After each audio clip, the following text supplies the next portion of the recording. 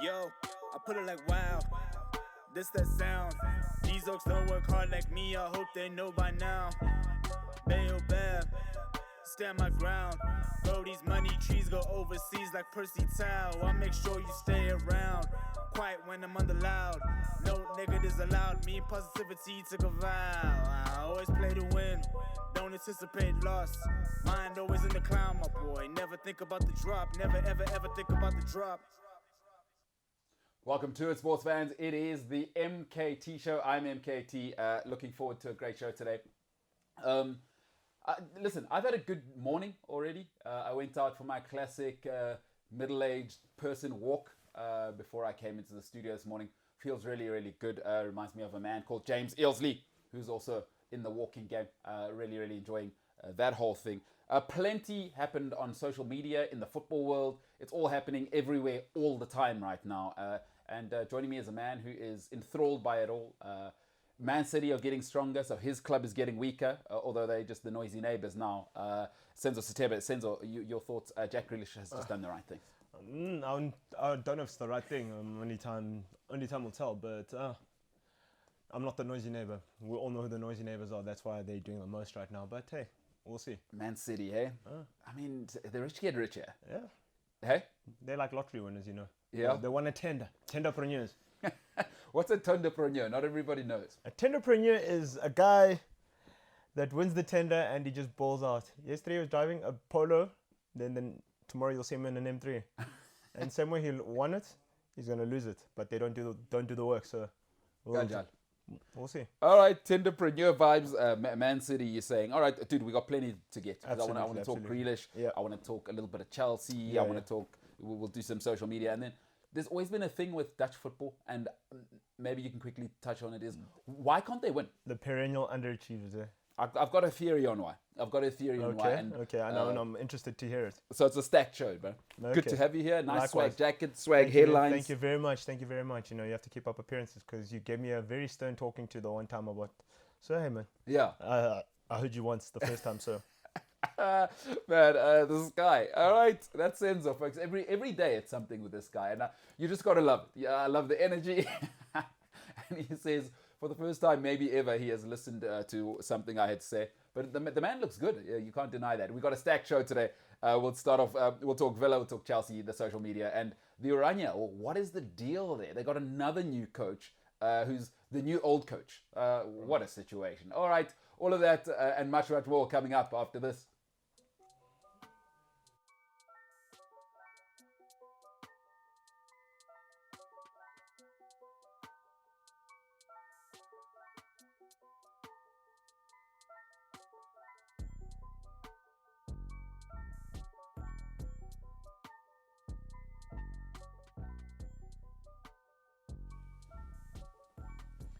Welcome back to the MKT Show. Remember, if you're joining us on YouTube, like, share, subscribe, be a friend, tell a friend, hit the bell. Of course, that gives you the reminder that we are on and we are live. All right, let's get to it. Aston Villa, these guys aren't playing. A lot of people are playing. A lot of people out here are playing. Before I get to it, Senzo, Aston Villa are doing all of the things now. So quietly, under the radar. And you know what? Well said, is that they're doing it without the Grealish money. They were making the moves before the Grealish thing was real. Yeah. Your thoughts on these guys? No, these guys are, you know, they're doing their thing. I mean, but also, I mean, look at their owners. I mean, one of them owns the Milwaukee Bucks, and Milwaukee Bucks are the new NBA champions. So you must know that this guy must have a vision for what he wants to achieve and all that. And, you know, even with Grealish, you know, it wasn't a hard feelings thing from the owners. They're like, bro, if you feel like, you know, you've outgrown this place, go. John Terry, you're ready to branch out, go. But those guys, they look like they know what they're doing. They look like they have a succession plan. And also, I mean, with them combined, their net worth combined, they're the third richest owners in the Premier League. So, hey, just quietly moving along. And that's the way you want to do things. You don't want your business to be out in public because, you know, now everybody knows what your next move is. And, like, they can plan for that and then they know how to counter you and all that. So it's great. That's it. Great point. Great point. Well, I'm going to give you my theory, and we'll come back to what you've said there. And I absolutely, I couldn't agree more. But you know what is? So I'm starting out in the business world now. Like I've got my own thing going, couple of my own things going that I'm trying to start, you know. And if you've ever had a startup, I always say to people, if you want to win, because winning's hard, participating's easy. Everybody can go to a bank and open a bank account and register a company, and you've got what we call in our country a CC, right? A closed corporation. That's the really easy part, is that's not a business. That's not a business, by the way. When you register your account and you say, I've started a business, you've done nothing. Like the first time I believe you start a business is when you pay wages. But if you want to win, and I've spoken to people at the sharp end, the greatest CEOs, the greatest entrepreneurs, you know who they keep next to them is the financial people. Everybody else actually doesn't matter. If you're creative, this, that, you actually, and it's a brutal thing to hear myself as a content creator, but actually you don't matter. The people who matter in business, and business is about making money, is, I'm afraid, it's all about money. Keep the accountants and actuarial people next to you. Actuaries are the people you need next to you because they tell you how your money and business is doing now, but they tell you if you keep behaving like this, how's your business going to do in 10 years? Actuarial science, real thing. Folks, I want to give you some examples of people who didn't listen to their financial people and they fell in love with themselves. You heard of a company called Nokia, Kodak, BlackBerry. They started to believe their own hype. And when you start to do that, you're actually dead. You know who doesn't love themselves? Tesla, Apple, Google. They're not in love with themselves. They're not in love with what they've done. They're in the business of what have you done for me lately. They're always evolving. It's the only way in business, and the actuaries, if you know any, will tell you this. Listen, there are such good examples in the Premier League of people who fell in love with themselves, and they now, unfortunately, the sharp side is coming back. Arsenal, Man United, Liverpool fell in love with themselves, and Man United just happened to be the last one it happened to. But you saw what happened with Liverpool in the 80s. They fell in love with themselves. The Premier League came along. They thought the history would carry them. It took 30 years. It took 30 years. Arsenal, around 2004, 2005, they'd fallen in love with themselves. They kept referencing, we're unbeatable, we're unstoppable, we're this, we're that, the other. Since Patrick Vieira left, it hasn't looked close. You know why? Because you keep telling me about your history and what a story London club you are. Nobody cares. Let me tell you who hasn't fallen in love with themselves. Right? I'll tell you right now, is there are something called disruptors. And unfortunately in business is nobody has to ask your permission anymore. Roman Abramovich didn't need to go and ask Man United, excuse me, gentlemen, what do you think if I join? I have the money. Do you like tax in England? They certainly do. They've got all the money now. Man City didn't need to ask anybody's permission. And you see what it's been over the last 10 years. Let me tell you the reality of the world. The last 10 years look like this. The last 5 years, or the last 10 years, Man City have 5 titles, Chelsea have 2 titles, Liverpool have 1 title, Man United have 1 title, which is tied with Leicester. That's the last 10 years of real business. Don't tell me about your titles in the past. Nobody cares. Nobody cares. Only you care. In business, nobody cares what you did 15 years ago. Let me tell you, there's a club coming and they are next. Aston Villa are very much next. Because Senzo spoke about it. There are 2 gentlemen with the deepest pockets possibly in an Egyptian family, which is worth around $39 billion. And there is another gentleman at the Milwaukee Bucks. His name's Wes Edens. He clearly knows how to win. He went and won with the Bucks. So you think he's not going to get it right with Aston Villa, with history, and people will come there because they've got Champions League titles before people start. They've done more than Arsenal if you want to be about history. I'm just telling you what happened. They've done more than Man City if you make it about history. They are in London's second, or excuse me, England's second city. Birmingham is a real place. People want to live there. It is an economic hub. It is an awesome place for young people to live. If you're a footballer, listen, you almost want to live in Birmingham, right? I would far rather live in Birmingham if I was a baller than live in London because there's so much heat in London. Birmingham's just as cool without the cloud. It is an awesome place to live. Aston Villa are coming. I'll tell you who this puts in trouble. Spurs. Because Spurs are the 6th club in football right now. They come off the Leicester, and everyone else is, Arsenal they're dead. Spurs better watch out. I don't care what you got. These guys are for real. Senzo, this thing's going to happen. Yeah. Because, like you said, Wes Morgan comes from the BlackRock group. I think he was at... Wes Edens, you mean? Wes Edens, sorry. Yeah. He comes from that. Yeah. He's an actuary. He's an accountant. He's not interested in how people feel. Yeah. He said, Milwaukee, we're paying our guy. You know what I'm saying? I got you. Let's do this. Sit on. Quietly.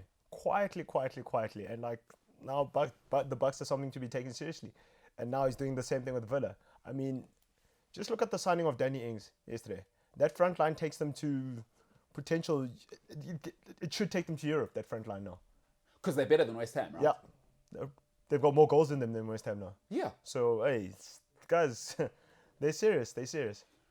But this is what happens, and I thought you said something awesome just now. Yeah. You know, like for me, you know how I know a relationship's in trouble? Mm-hmm.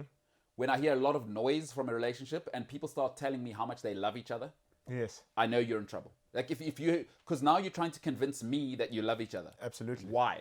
Why do you need to do a marketing campaign? I always say, oh, that couple there, 5-2. Yeah. Count there, that relationship, 5-2. I always say, Choppy waters. and like, it's tough to say to people, but it's the same in business. Whenever businesses have to start, because you never hear from Google. Yes.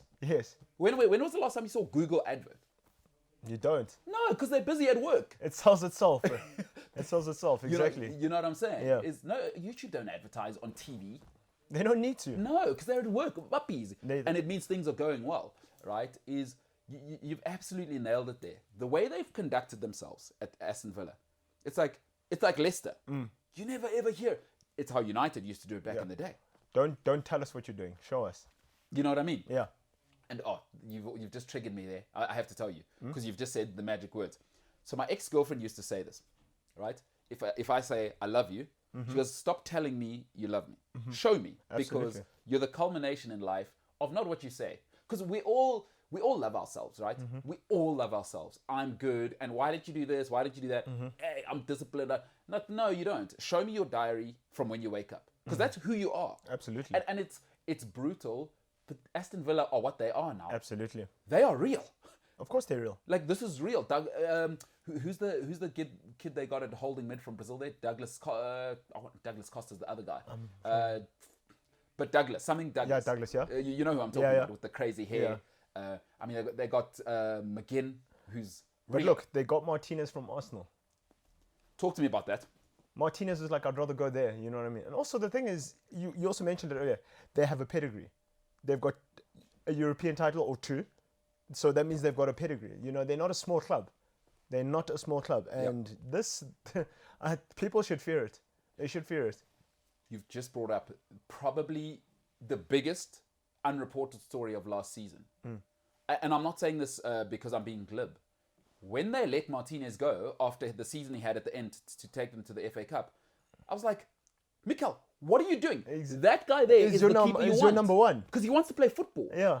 Your guy, Leno, is terrible with his feet. Yeah. You know what Leno reminds me of? Like a 1980s, 1990s keeper. Good shot stopper and like commanding. Yeah. But it's not enough. Yeah. Why did you let Martinez go? I don't know. I was also baffled by it. So, and Martinez was like, look, okay, if I'm going to play second fiddle to this guy, let me go get let me go somewhere where I'm going to get some game time. And Villa were like, thank you very much. Yeah. It's so crazy to me that now look at the problems they're having. You've heard, who's the Sheffield kid, the keeper there? I forget what his name is. It'll come to me now. But they're talking about signing him for 30 million. You let Emi Martinez go. Like, I mean, what are they doing? Like, it's Arsenal. I don't know who's making the footballing decisions there, but it's just not. It's a shambles, eh? They're not thinking ahead. But now, here's what the reality is for Arsenal. Because when you stand still, people always think it's okay to stand still because when we come back to market, our consumers or the business sort of ecosystem will be in the same place. No, by the way, Leicester, you've been standing still, Arsenal, for the last 15 years. Leicester have kept going while you're regressing to 8th. Yeah. They don't. The market doesn't wait for you to come and say, "Oh, okay, Arsenal's back. All right, let's move back." Leicester are the 5th best club in England now. And also, like the signings that Leicester make, they're progressing nicely along. And the thing is, Leicester are challenging. Yes. They're knocking on that door of top 4. Yeah. Because they always take like to the final day or the final week. Like they're serious. They're serious. Aston Villa are going to spend more money than Leicester. And better. It looks like they're going to spend the money exactly at least as well. I mean, this is a real problem. If I'm an Arsenal or a Spurs fan, because really, like, Arsenal fans must get over themselves. Spurs are the 7th club in England now. Yeah. Really, let's be honest, Spurs are actually the 6th club because I think West Ham had their Cinderella season. Spurs and Arsenal now need to condemn themselves and just say, we are Conference and Europa for the next 5 years. Yeah. Because guys like Aston Villa, or like Wes Egan and it's Nassif Sawaris. Yeah. I hope I'm saying it correctly. Yeah. It's like those types of billionaires are not thinking about 15 minutes. They've come to Aston Villa. They took over quite aggressively from the previous Chinese ownership. Was like, okay, they bought 50%, and then you know what? Let's wrap this thing up. Yeah, let's get this done. You know what I mean? Yeah. Now they're showing you is that he didn't go to Milwaukee and win and go, that's enough. That's not how billionaires work.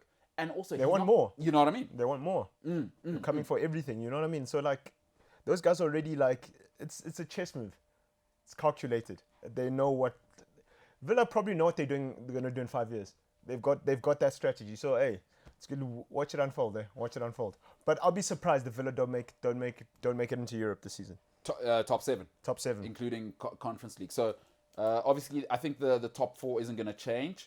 So who you got for 5th? Leicester. Yeah, Leicester. So Leicester. Who you got for 6th? Villa. Villa 6th, eh? Spurs 7th. Wow. Okay, so Spurs 7th. I'm going to write this down and we're going to come back to it. And I'm with you. Shouldn't that worry? Oh my God, Spurs are nowhere. Spurs are nowhere. It's shambolic. It's shambolic. I mean, Nuno Espirito Santo just said that he hasn't spoken to Harry Kane now. He says he expects to speak to him soon. So what do you think that conversation is going to go like? Well, we haven't even met properly yet. You know what I mean? Like, what's going on? Yeah. I'm telling you. And someone is going to leave that meeting unhappy. It's either going to be Kane or it's going to be Nuno. But he's just taken the helm, and his star player is unhappy and wants to leave. Yeah. How do you think that's going to sit with the rest of the dressing room? Dele Alli, we haven't seen him and stuff like that. Now he has to, it's just too much for some people. You're talking about an interesting situation there.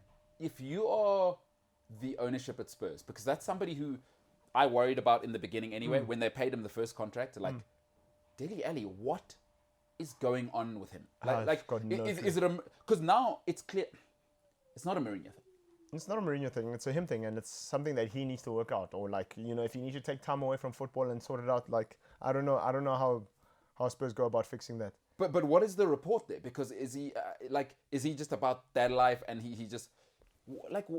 I don't want to speculate. I really don't want to speculate. I said last season his career should be over at Spurs. Like if you're Spurs and you move like a big club, you've got to cut people like that because he becomes a part of your culture, right? Yeah. If you enable Dele Alli, you keep him around. He's a first-team player. Who do you think the academy kids are? Yeah, I'm gonna be like, we can do that and get away with it.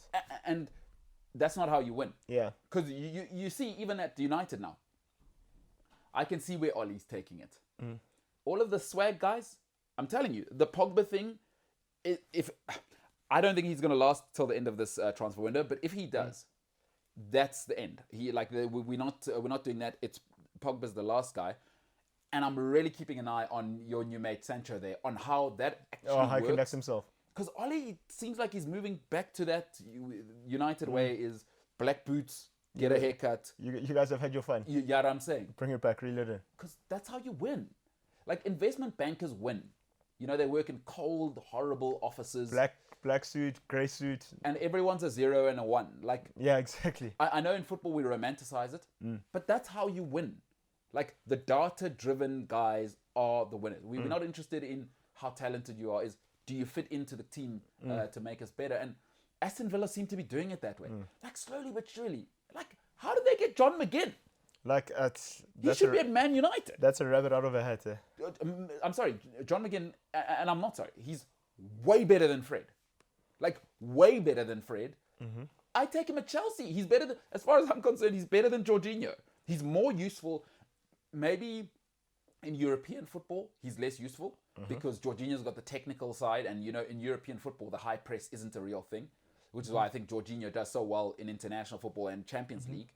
But in the Premier League, McGinn is far more useful than Jorginho. Exactly. And coming back to Spurs, sorry to cut you short. Coming back to Spurs, do you know that Harry Kane now potentially has ruled himself out of the Man City game on the opening weekend? Do you know why? He stayed an extra day in America. And that's deliberate. That is deliberate. He's trying to say something. Because he hasn't made a single misstep in his career, please don't think that's a mistake. Like you It's said, calculated so he's gonna miss the opener, eh? against City. Tell me this: when does it become enough for Levy? I think Like- this is the last straw. Really? I think this is the last straw. Like you're missing the opening game of the season. Of the Premier League in our new stadium. I don't know about that. Talk to me about he sits out. So he comes to training. Obviously, he doesn't want to lose money. I've never heard But somebody. he's gonna get. They're gonna slap him with a heavy fine. How much? How much? Let's say he's on 200 a week. What's the They're gonna fine? tell him 2 weeks' wages. £400,000. Okay, then it's over. They're gonna tell him 2 weeks' wages. No, then it's over. Then the problem with Harry Kane. I mean, these guys aren't idiots. They know when they have to report back to training. Yeah. You know what I mean? But the thing is, if you have any hope of keeping him, what do? Well, what? You fine him and he goes, okay, well, whatever, Man City's going to pay that fine anyway. Well, like, what do? I don't know if you can fine him. Like, they can say they're going to fine him. But what do? Do you beg him to stay? Clearly, he doesn't want to be there. And you can't have a guy that doesn't want to be there in your team. But wait, who's the backup striker? You see, the problem is you have to think I about had to think about it. I really don't know. Yeah. No, that is you see, muchos problema. Yeah, it's crazy. It's crazy. But now, talk to me about this. Let me put you in a real situation. I'm Harry Kane. I come back. Cool. First week of... So I come to training. I sit out the second game as well. What do we do from there? Does Levy now need to say, okay, Man City, 150 right now, I need this guy out? Or wait, hold on. Or does Levy say, you know what, go sit in the B team? Because you know what what I know about powerful people is they like to set a precedent. Is that Levy's going to say, okay, Harry, from now on, maybe, I'd like to know what you think. Maybe he says, Harry, from now on, since you've missed the second game, let's presume he sits out the second game, comes to training, whatever. Cool. Stay at home. If we get 180, you're out of here, right? From City. Right, City, 180. Comes to the end of the window, they're obviously not going to pay that. Harry Kane in the B team. Because with him now, you're going to be rubbish, right? Yeah. You can be rubbish without him. And also, I won't be bullied. Exactly, because now Harry Kane has shot himself in the foot. He should have just gone to training, done whatever, and you know what I mean. Now he's just made. Now they're gonna slow roast him because Levy's gonna be like, yeah, you can go, but here's the contract, my man. Oh, that is a freaking disastrous situation, eh? If you want to force a move, this is not the way to do it. What do you reckon? Come back, play the media. Go about your business. You know what I mean? You know who I blame here again? This is what an agent's for. For me, it's like with Daniel Levy, firstly, the signing, if the gentleman's agreement thing is true, what's the agent doing there? Exactly. Okay, if that's true, I don't even understand. You're almost negotiating against yourself. Yeah, exactly. In that situation. But fine, okay. But now, if Harry Kane is going to turn heel, as they say in wrestling, it should have been the agent should be putting stories out aggressively and like putting content out, or the agent, the company, that agency. PR, like here are the reasons why Harry Kane wants to leave, because now it's almost like, let's put it like this. When you fight with a loved one, or whether it's romantic or is people always complain about one thing. Yeah. It's like, make me understand why. Yeah, why? Exactly. Yeah. Why are you doing what's wrong? Yeah. You know what I mean? If you don't, I'm sure you've fought, let's say it's your lady or your mom or your dad, is that when you leave people to create the monsters on their own, they will. Yeah, if you don't absolutely. explain to people, They like don't now know. people are going, oh, Harry Kane, ungrateful bugger. Whereas if you came out and said, If here you're are... clear about what it is, then then we can't speculate that this is why I'm leaving, and I'm not happy with this, and this, and then that's it. Dude, I'm with you. I'm so puzzled by everything that's going on here, bro. But imagine being at Spurs. Imagine like being in the management at Spurs now. You're just looking at it and you're just like, gee whiz, guys. Yeah, like you're saying, the trap here is that Harry Kane has kind of already, with his behavior, told them, I'm better than you guys, actually. I don't want to be here. Yeah, I'm being forced to be here. Yeah. Daniel's forcing me. Yeah. Oh, man, that's sad. And for people that don't believe that Villa are coming, dude, it's like, do you understand, whether it's true or not, Arsenal did bid for Buendia. Yeah. They got out-muscled by Aston Villa. That's a real situation. Like, That should make Arsenal fans frightened, They don't should you be think? worried. They should definitely be worried because the thing is, like, you know, you don't see it coming. You never see it coming. You know, you think, oh, okay, we'll be fine, we'll be fine, we'll be fine. But now, you know, you look at what your opposition is doing, right? Because if I'm Arsenal, if I'm City, I mean, if I'm Arsenal, if I'm Liverpool and stuff, you're watching Man United and Man City buying players like this, and Man United and Man City came 1 and 2.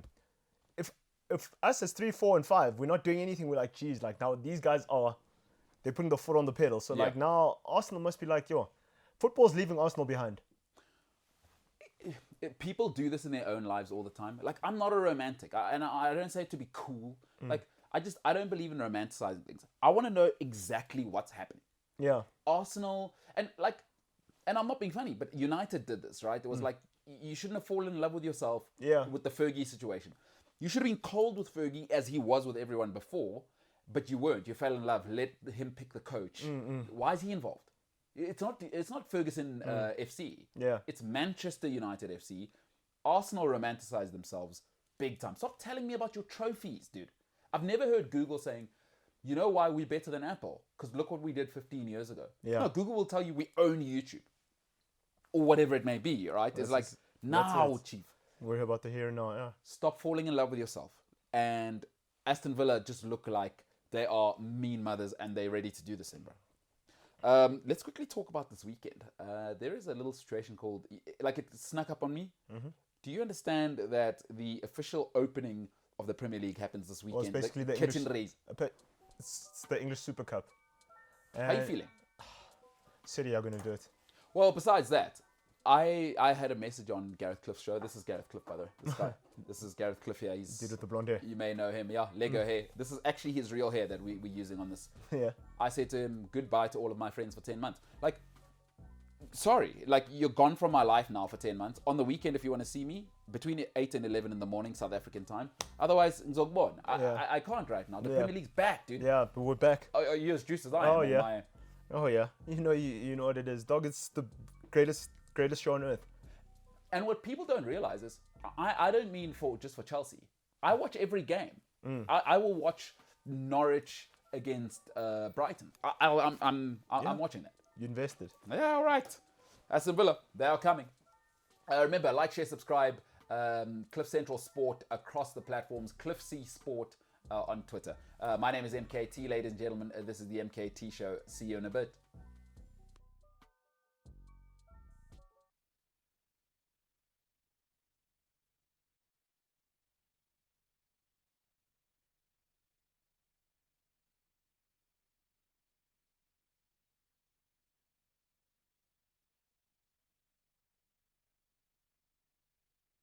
Oh, and he was wearing these weird black and green gumboots. It was yeah, but James, maybe fashion is not for you. No, it's definitely not. James comes to work every day in sweatpants and a hoodie. Green gumboots. Where is the fashion? You're not on the cutting edge, bro.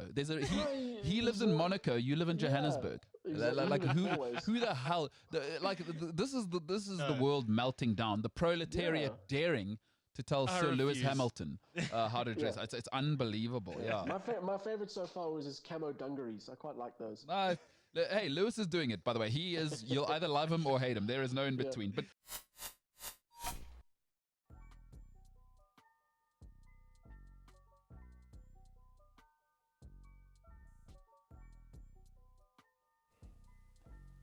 welcome back to it, sports fans. This is the MKT Show. There's a bit of a situation developing at Chelsea, by the way. Romelu Lukaku, he's a guy. They're talking about going back to him. Let me consult a man whose club actually had Romelu Lukaku at a stage. Your thoughts on him? Thoughts on what's happening there? What are your thoughts on him as a player? Look, he's not my type of guy, but the numbers are there. You know, the numbers are there. But I don't think he fitted into our system. And that's why he wanted to leave. And, like, you know, he's being slow roasted by Oli. But cool, man.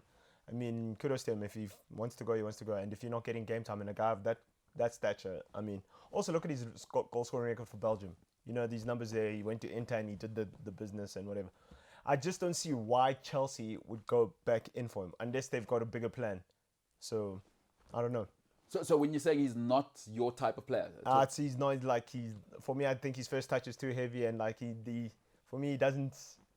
He's not that thing. Yeah, that thing. He doesn't have that thing for me. But like, yeah, man, he puts the ball in the back of the net. So yeah, it's an interesting one. He's an interesting figure because what you're saying, I think, echoes largely in amongst Man United and other fans. Even Belgian fans don't really love him. Yeah, which is quite interesting for me. I don't know if you remember, there was a strong stage, even in the qualifiers. Michi started ahead of him. Yeah, that's why I did start ahead of him, and yeah, I mean, but that's just me. But he puts the ball in the back of the net, but he's not easy on the eye for me. And so, take the Cavani situation aside, or even right now, if United, would you ever go back there as United? As a fan, would you ever want to see him ever for any reason? Nah. Like you're saying, the numbers. I'm alright. Why not? Or like why? It's just not for me. The technical thing. It's just not for me. And he doesn't fit into the style that I want to play or that I'd like to see as a Man United fan. As a Man United fan, he says. All right, listen, man. Let me tell you the truth about life. And again, everybody wants to be the perfect person. Let me tell you the golden rule. I can only speak for men, right? I can't speak for women. I don't know how women think, but let me just tell you the golden rule. I've never seen this go well. So I stick to it. Never go back to your ex. Ever. Ever, ever, ever, ever, ever, ever. I know it's a pandemic. You've been lonely. Netflix, you've watched all the series twice. Never go back to your ex. That is the golden rule. All right? Let me tell you why you shouldn't go back to your ex. A lot of people, when I tell them this, are always gobsmacked. But I say to them, listen, the reason you left will always exist. I don't care how much therapy you go through, how much evolution you go through. You can do all the yoga in India you want in the world. The reason you left will always exist. And you know what the reality is for guys?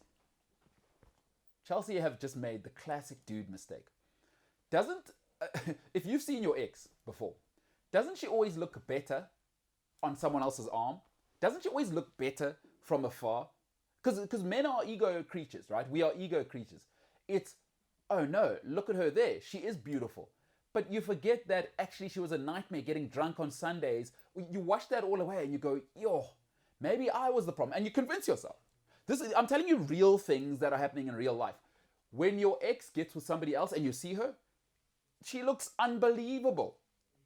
You forget that the reason you broke up will always exist. Chelsea have made that mistake.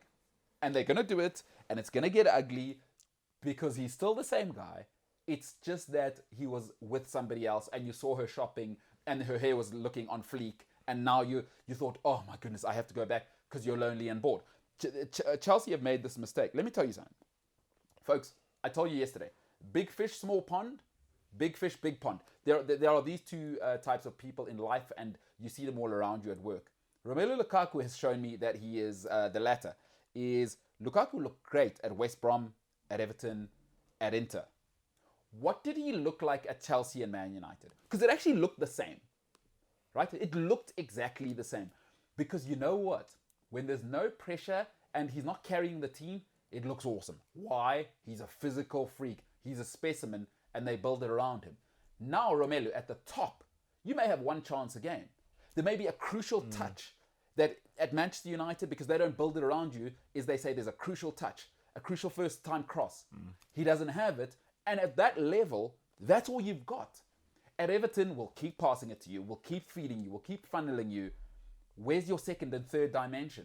If you don't have that at Man United, because football tactics are layered, all right? This is why you always hear people talking about smart players, is you need to be able to play in 4 or 5 different ways within the same system. And all he's got is the physicality and brutality. And then, when you need to get sophisticated at Chelsea, at United, oh dear. Because listen, we need you to bring people into the game. Oh no. First touch, tight situation. Oh no. We need you to be able to turn it around the corner. Oh no. We understand in the box you're deadly. Chelsea have made the worst mistake in the world by going back because he's looked good at Inter. Folks, Inter Milan are coming 7th. I don't care what you say. They're not better than Tottenham. I'm an Inter fan. Serie A is a joke. Right now, Serie A is a joke. It is the biggest joke of the big four leagues. It is a joke. The Bundesliga is better than it now. And I'm talking about a league that's been dominated for sort of a decade by Bayern Munich, and it hasn't been close. It's really a joke. It's hilarious. Inter Milan are the 7th, 8th best team in England easily. I don't know if they make the top 4 in Germany. I do not know that. And I guarantee you they don't make top 4 in Spain. No way. There is no shot. So of course he's going to look good there because he looked good at Everton. No pressure really at Inter. There's no pressure. Folks, there's no pressure. The pressure in Italy is at Juventus. There's no pressure for AC Milan that they're in the mud right now. There's no pressure at Inter, Nazionale. There's no pressure. Of course he's going to deliver because that's what he does. Big fish, small pond, fantastic. I'm there. Folks, he's technically inept for top 6. I'm not saying he's technically dead, but for top 6, forget it. Forget it. Poor touch, poor first touch, poor finishing, actually, really poor finishing. But the biggest thing I've seen about him, he's emotional. He can't stand the criticism.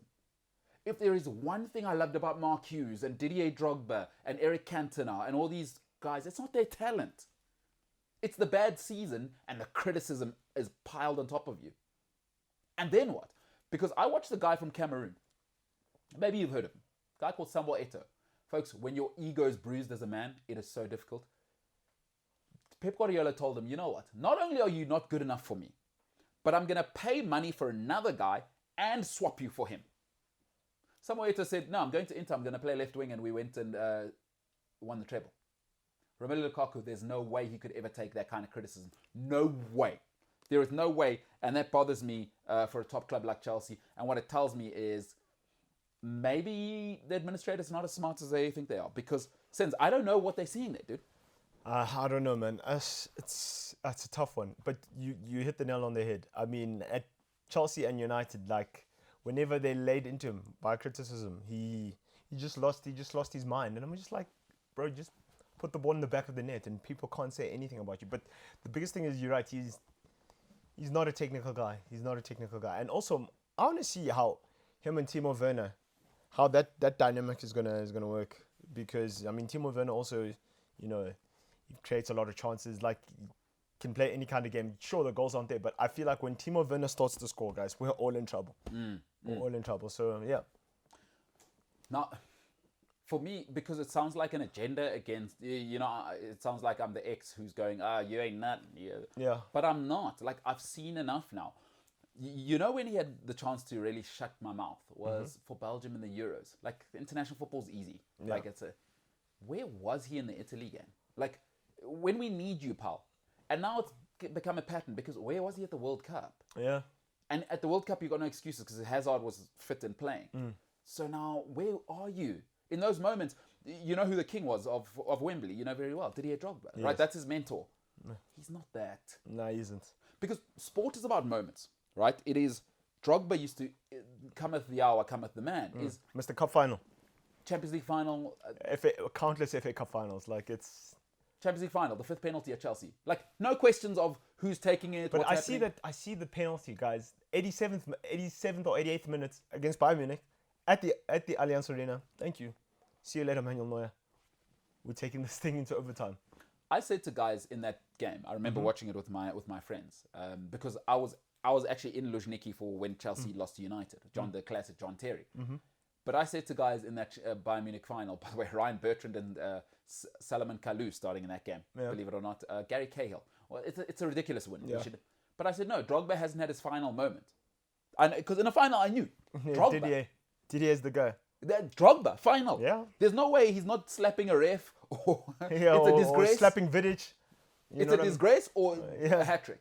You know what I mean? And also, I mean, I as a United fan can attest to this. You remember FA Cup final 2007?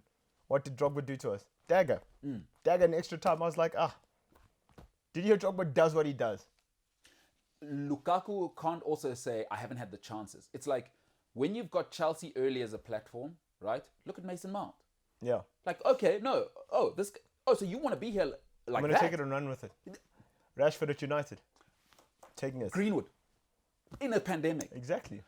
Lukaku showed me as a youngster, it's not like he was overdeveloped physically. So that was never the problem. It has to be mental. Because you were ready as a man. Oh no, it's the technical side as well now, as we're starting to see that when the pressure comes to you and you've got to play in a phone booth, Shubi. Absolutely. Like, what do we do now? So I don't think it's an agenda against him. I'm sorry, he ain't good enough. And Chelsea, from what I read this morning, it sounds like he's told Inter Milan to accept a fair bid. Yeah, exactly, accept a fair bid. And apparently, I read just now that the owners at Inter said if Chelsea put in that 130 million euro, the owners at Inter are going to accept it. They've got no other choice. I mean, you're not going to see money like that for a while, because Inter, like everybody in Italy, is struggling. Because their business, they run their business like a bubblegum shop. Yeah, hey, it's ridiculous. I've always said this, and you know who's next to fold properly. I mean, you're starting to see signs of it. It's La Liga. La Liga, because you know, La Liga doesn't have a business plan. Their business plan is Barcelona and Real Madrid. That's the business plan. Like, are you guys doing well? We're doing well. Oh no, European Super League, that doesn't work. Look how it's folding now. The strength of the English Premier League and of any institution. Let's compare the Premier League to Oxford and Harvard. Yeah. They go, listen, guys, whatever you guys are doing, you want to talk about whatever social issues, inclusiveness, please go and do that somewhere else. Send your kids to UCT and wherever else around the world you want to. Because when you come here, we don't need an opinion on what we're doing. This is what we do. Yeah. We're letting you know. And when you come here, by the way, we've got the key to open and we lock the door behind you. As Vulela, that's the Premier League. Exactly. Is that we're not here whatever's happening in La Liga, Bundesliga, cool, good for them. But this is how we run our ship here. And you know with the European Super League, because I was thinking about it last night, what people should have had the warning from UEFA. We know that UEFA hates the Premier League. Obviously. You know, because they can't dictate to them. Yeah. And that's what you do. Like, you know who governments hate? The crypto guys. Yeah. Google. Yeah. Zuckerberg. Yeah. Why? Because they do their own thing. They don't ask for permission. You're not going to tell... hey, listen, Angela Merkel, whoever you are, what are you going to tell me as Mark Zuckerberg? Chief, I make more money in your country and I don't pay tax more than your GDP, and you have a whole country of people paying tax to you. I make more money in a month. The thing is, you know, there's a saying, and billionaires and successful people don't ask permission, ask forgiveness. It's easier to ask for forgiveness than it is to ask for permission. And it's the opposite of what bureaucrats are, right? Yeah. Bureaucrats are like, gentlemen, ladies, get in the room. What do you think? What do you think? Sally at the back, do you agree with 0.6? No. Mark Zuckerberg's going, no. We are now buying Instagram. I'm not asking you. Plus, we're going to remove the like function or whatever. You can't see how many likes we're doing it. Yeah, I'm not asking If you're with it, you're with it. If you're not, then whatever. Yeah. But this is what I'm doing. And that's the Premier League. That is the secret to doing business, right? It's the great Japan. Again, a good example. When they started Toyota and now Ford started crying, everyone wanted to take them to court. And no. The land of the rising sun. What do you always say about Black Panther? We don't do that. We don't do that here. But look at it like this. Very simple example. Look at the transfer window. The England transfer window is different to the other leagues' transfer window. It closes before or it's later. They're like, look, this is it. Yeah. You know, if you ever want to cry about it, don't worry, we'll deal with it. But this is what we're doing. And they absolutely hate that. And La Liga are next. I guarantee you La Liga will be, I mean, they're already talking about salary caps. Yeah. Like, they can't, what? La Liga, you know, I read a very interesting thing. Barcelona are still going to have to pay Messi 3 years after he retires. With the new contract. They're cash strapped. It's a mess. It's like, honestly. They can't register players. Like, imagine Google saying, you know what? We can't put up a website today. Like, just imagine. What am I doing here? Imagine Google saying to you, the search bar doesn't work anymore. On your landing page, the search bar doesn't work. Bye Google. Because that's the product. You can't register Leo Messi. Why? But Barcelona are a product of La Liga. Yes. Right? Is that stop running it top heavy. We know that's not how you run businesses. Is take the money from the top boys. You know what? La Liga are too close to Real Madrid and Real Madrid really. The problem is it's run Real from Madrid, yeah. We know who runs it. Perez dictates to everybody. Why in this day and age, Senzo, can you explain to me? Why is the money not even for TV rights? I don't know, man. I don't know. There's no parity in La Liga. That's the thing. The NFL's doing it. NBA does it. Mm-hmm.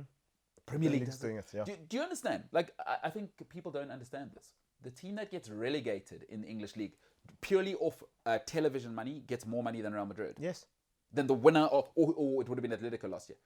The people that get relegated in the Premier League get more money than the team that wins La Liga, and I'm talking TV rights and prize money. Last year, every team that was in the Premier League was in the top 50 richest clubs in the world. And and that'll change because Watford will join that exclusive club purely by being in the Premier League. Imagine. So what is it about La Liga and Serie A? Because I know there's like an anti-English bias or whatever. What is it about? For me, it extends. It extends from the society, right? It's you think so? Man, I hate beating up on these countries, but Italy's a bit of a slum land. Like there's nice little countryside pockets, but have you been to Rome? It is dirty. It is disgusting. Nothing works. By the way, in Rome, nothing works. Nothing works. It is unbelievable. It's a tourist trap, but nothing works. And like I've been down south as well. Sicily doesn't work. Like Milan barely works. Like they got the higher end fashion thing, but it's. I hate to say it, but it's like, and my Swiss friends say this all the time. It's like being in Africa, but in Europe. And then you go to Switzerland. It's like, huh? On this continent, but it's an extension of that. It's Absolutely. Like, run it properly. This isn't your cousin's startup. This is how we make money, bro. So Serie A, a joke, eh? Like, and I mean, I'm just reading now that Simeone Inzaghi is furious at the club because after allowing Romelu Lukaku to join Chelsea, he was assured that Achraf Hakimi would be the only star to leave this summer. It's in the mud. But now, what that tells me is that, like, now, if you are Martinez, you're probably thinking, geez, I should get the hell out of here too. Lautaro. Yeah. El Tigre, eh? Yeah. Ooh. Because people are saying, I hope he doesn't go to Arsenal. Like, have you ever heard anything about his behavior? He doesn't, I haven't read anything about him being, I mean, he's got that hair, so he's got the potential, but he ain't about that life, eh? I'm not too sure, man. I'm not too sure. Ooh. Where would he go? I don't know, man, but like, anybody would be... Because he's top notch, eh? I'd be happy to have Martinez. Why aren't Chelsea going after him instead of Lukaku? He's better than him. Like, Martinez is better than Lukaku. That's a clause, though. But also, his clause is very mutable because, like, if Chelsea are paying close to £100 million for Lukaku... Yeah. I'd be looking at that, I'd be like, what about Martinez? So who's left for him to go to? Because he's for real. Real Madrid? Let me give you a quick list. Real Madrid? Thoughts? Yeah, I could go there. But Madrid are dead set on Mbappe, so... Okay, so Real Madrid out. Barcelona? No money. How they going to raise that money? They're dead. Hey? They can't even pay their electricity bill. Exactly. So they're out. Atletico Madrid, they love a Argentine or a South American. Yeah, that could work. That could work, actually. How much? Well, 110. Good Lord, 110 million. Eh? But look how much they paid for João Felix. They got the money. Yeah, the money is not the issue. So you're saying, okay, so Atletico Madrid is an option, you would say, hey? Harry Kane sits out. Manchester City. That also could work. 150, yeah? Yeah, thereabouts. Bayern Munich. Lewandowski's he's not 5'2". Yeah, he's not getting younger. Bayern Munich, and they'd do it as well. He's 30. Lewandowski's turning 33, or he's 33 now. You're making such a good point. I'm sick of Bayern Munich having to bring on Eric Choupo-Moting. Yeah. The Munchen shouldn't be bringing on former Stoke international. And the thing is, like, a club like Bayern Munich, when they make signings, like, it's just quiet. Like, No. We have this guy here. So she's like, you just brought up Bayern Munich. And I love Bayern Munich. So imagine him up front, and he can, with that Latin style, he could probably play on the left. You know what I mean? He did it for Lukaku. Yeah. Imagine one season. Oh my God, they've already got Leroy Sané and Gnabry and Götze and him. Oh, not Götze, who's the Goretzka. Goretzka. And him up front. There's Thomas Muller as well. Slotted perfectly. Mr. Assist. But I would say if you're his agent, that's a sideways move, because what you got to do is put your player in the limelight. It's La Liga or the promised land. The milk and honey's in England. Yeah. Right? Man, listen, he comes. You know what? If he comes to Man City, he changes them more than Harry Kane would. Yeah. Because he's giving you a whole other dimension. He's giving you a whole other technical dimension. And pace. he's younger. Now you don't. By the way, I keep forgetting this. Are people aware that Man City also have Brazil's number 9? I love Gabriel Jesus. I just think, you know what? And I'd love to hear your take on this. When you've got Sergio Aguero, all right, here, next door, it's tough for Gabriel Jesus. Not because he's not the guy. It's just, how do you coexist with Sergio Aguero? You know what I'm saying? Yeah, it's pressure. It's pressure. And like, you know, people ultimately think when you're not finding goals or whatever that you suck. No, it's not that you suck. It's just like, it's an adjustment thing. And it's a mindset thing. Yeah. It's like, when Aguero's around, strikers need to know that I'm always in. I'm the guy. Yeah. They're like really fragile people. You don't score for 2-3 games, you're like, yes, what's going on with me? Yeah. You know what I mean? It starts affecting a lot. Yeah, dude. Lautaro Martinez at Man City. Because that's very doable, by the way. £100 million, they will do it. Let's go. They just did it for Grealish. Ferran Torres, Lautaro Martinez starting up front next season. Guys, it's going to be ridiculous. Maybe invincible. Maybe they go invincible. Grealish, Lautaro Martinez, Kevin De Bruyne. I don't know, man. Invincible is... Guys, people like to throw out Invincible like casually. Guys, to go, that's 10 months.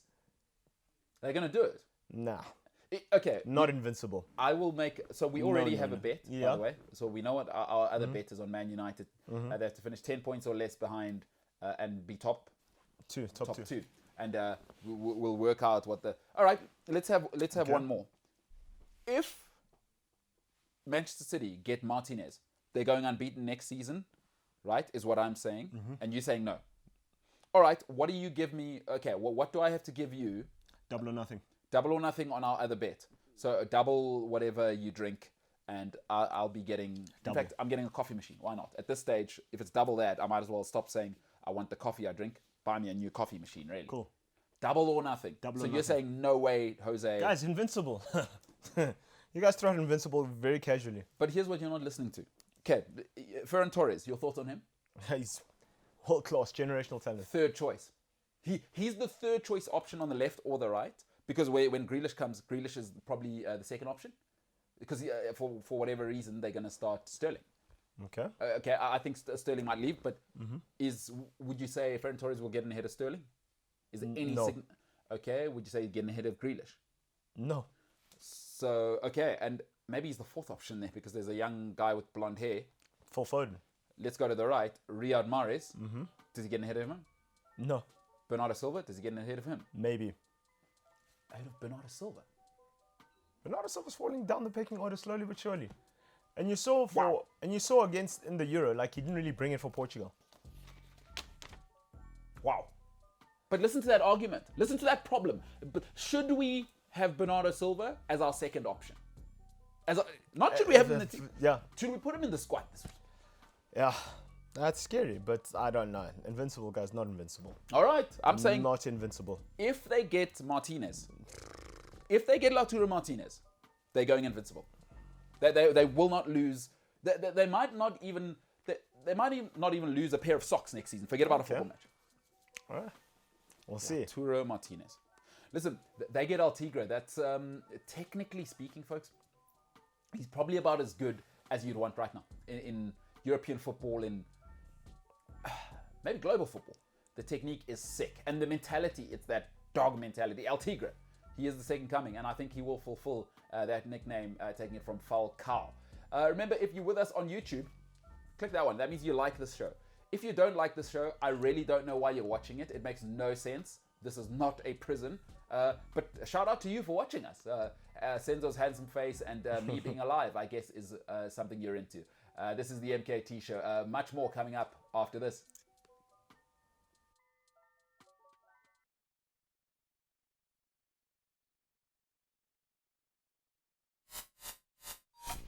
So why should I believe Man United will have a plan for the next decade? You are the things you do, not the things we say. You can tell me all the nice things Ollie comes out and says on Sky Sport. But the reality is, I'm afraid people don't change. The Glazers don't really have a plan. It's just, we'll throw money at it, we'll throw a Paul Pogba at it every now and then. Because really, Bruno Fernandes and Pogba are so far apart if you've got a plan. It almost makes no sense because they really both want to dominate the ball. They really, like, if we're being honest, that was haphazard. That wasn't a plan. You fell into Bruno Fernandes. You gamble 5-6 more times, I'll tell you what happens. Di Maria happens. Schweinsteiger happens. Like those, what's the plan? And at Liverpool, again, is Jurgen Klopp the plan? There's only one Jurgen Klopp. There is only one Jurgen Klopp. What happens when he leaves? And you speak to Liverpool fans, they don't even want to think about it. As a Chelsea fan, honestly, if Chelsea win the FA Cup and Champions League, I don't care if Tuchel gets fired at the end of the season. Is Marina going to be there? And is Abramovich going to be there? Oh, okay, great. Whoever comes in, it's well known that you got to win. At Liverpool, we don't know. We don't know what happens when Klopp leaves. You got to have some self-worth and don't be needy. And Manchester City and Chelsea are the only clubs in England right now who want to win and are not needy.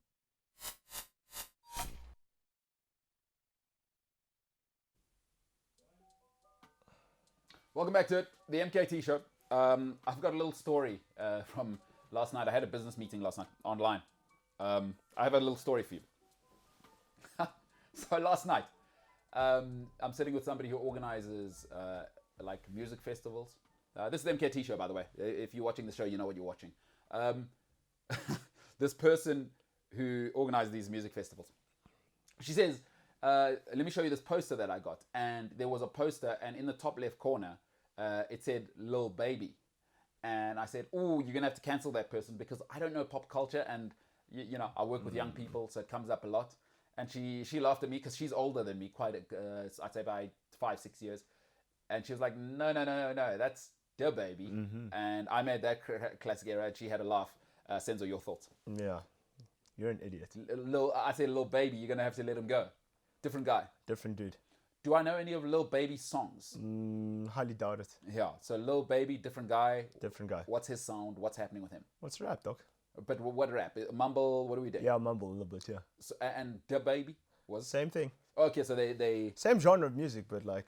No, No, but Lil Baby, he's good. He's Mumble better rap. than the Baby, but he's good though. How do you know if mumble rappers are good? Just listen to, like, you have to listen to the song. Like, I can't really, like, explain it because, like, you know, people, when it comes to, like, rap and everything, they like, oh, no, this is not the golden age. But, guys, music evolves. Sure. Rap can't be sounding the same as it was sounding in the 80s now. Sure. So, you know what I mean? So, and people as you say, people get attached to things and they romanticize things. So, yeah. No, that's fair. But would you say Busta Rhymes was a mumble rapper? No. Okay, so, because... What is mumble rap? Like that. It's hard to explain. It's tough to explain. It's tough to explain. But do you have to listen to the words? Is it like a flow thing? It's a flow thing. Is it a it's what they thing? talk about. It's the beats. Like, it's a lot of things. Yeah. So mumble rap's what's hot right now in the American scene. Yeah. See, what my problem is, I don't listen to American hip hop. So I'm a grime drill guy just because when I was doing it at 18, 19, Dizzy Rascal was coming out and I was in Watford. Yeah. And I was doing all of it, by the way. Yeah. I was probably doing it. So, you're within. Yeah. So the culture for me, like, it's pretty tough because most people are like American culture. Mm-hmm. But when I think culture, I think British. I always think, what are the British, like, I think Dizzy Rascal, Kano. Like, I think about that. I think about the streets whenever people... And then people have to remind me that, no, we mean Drake. Like, I haven't heard a Drake song since, I don't know what the first album was. But he's the most popular artist in the world. Drake? Yeah. Is he doing it right now? He's your guy, hey? You were playing Drake yesterday. And Bro, like, you guys keep doubting, but hey, man. No, I don't know Drake. Artist of the decade. Drake is the artist of the decade. That is wild. So that's where is hip-hop dominating the world scene right now? Yes, it's the most popular genre of music right now. In the world, In the world. That is insanity to me, which is awesome because, hey, the world's a big place. There's something for everyone. All right, I was wrong. Lil Baby is not the Baby, just so you know. Since Two different people. Lil Baby ain't... Actually... They aren't all the same. Don't be racist.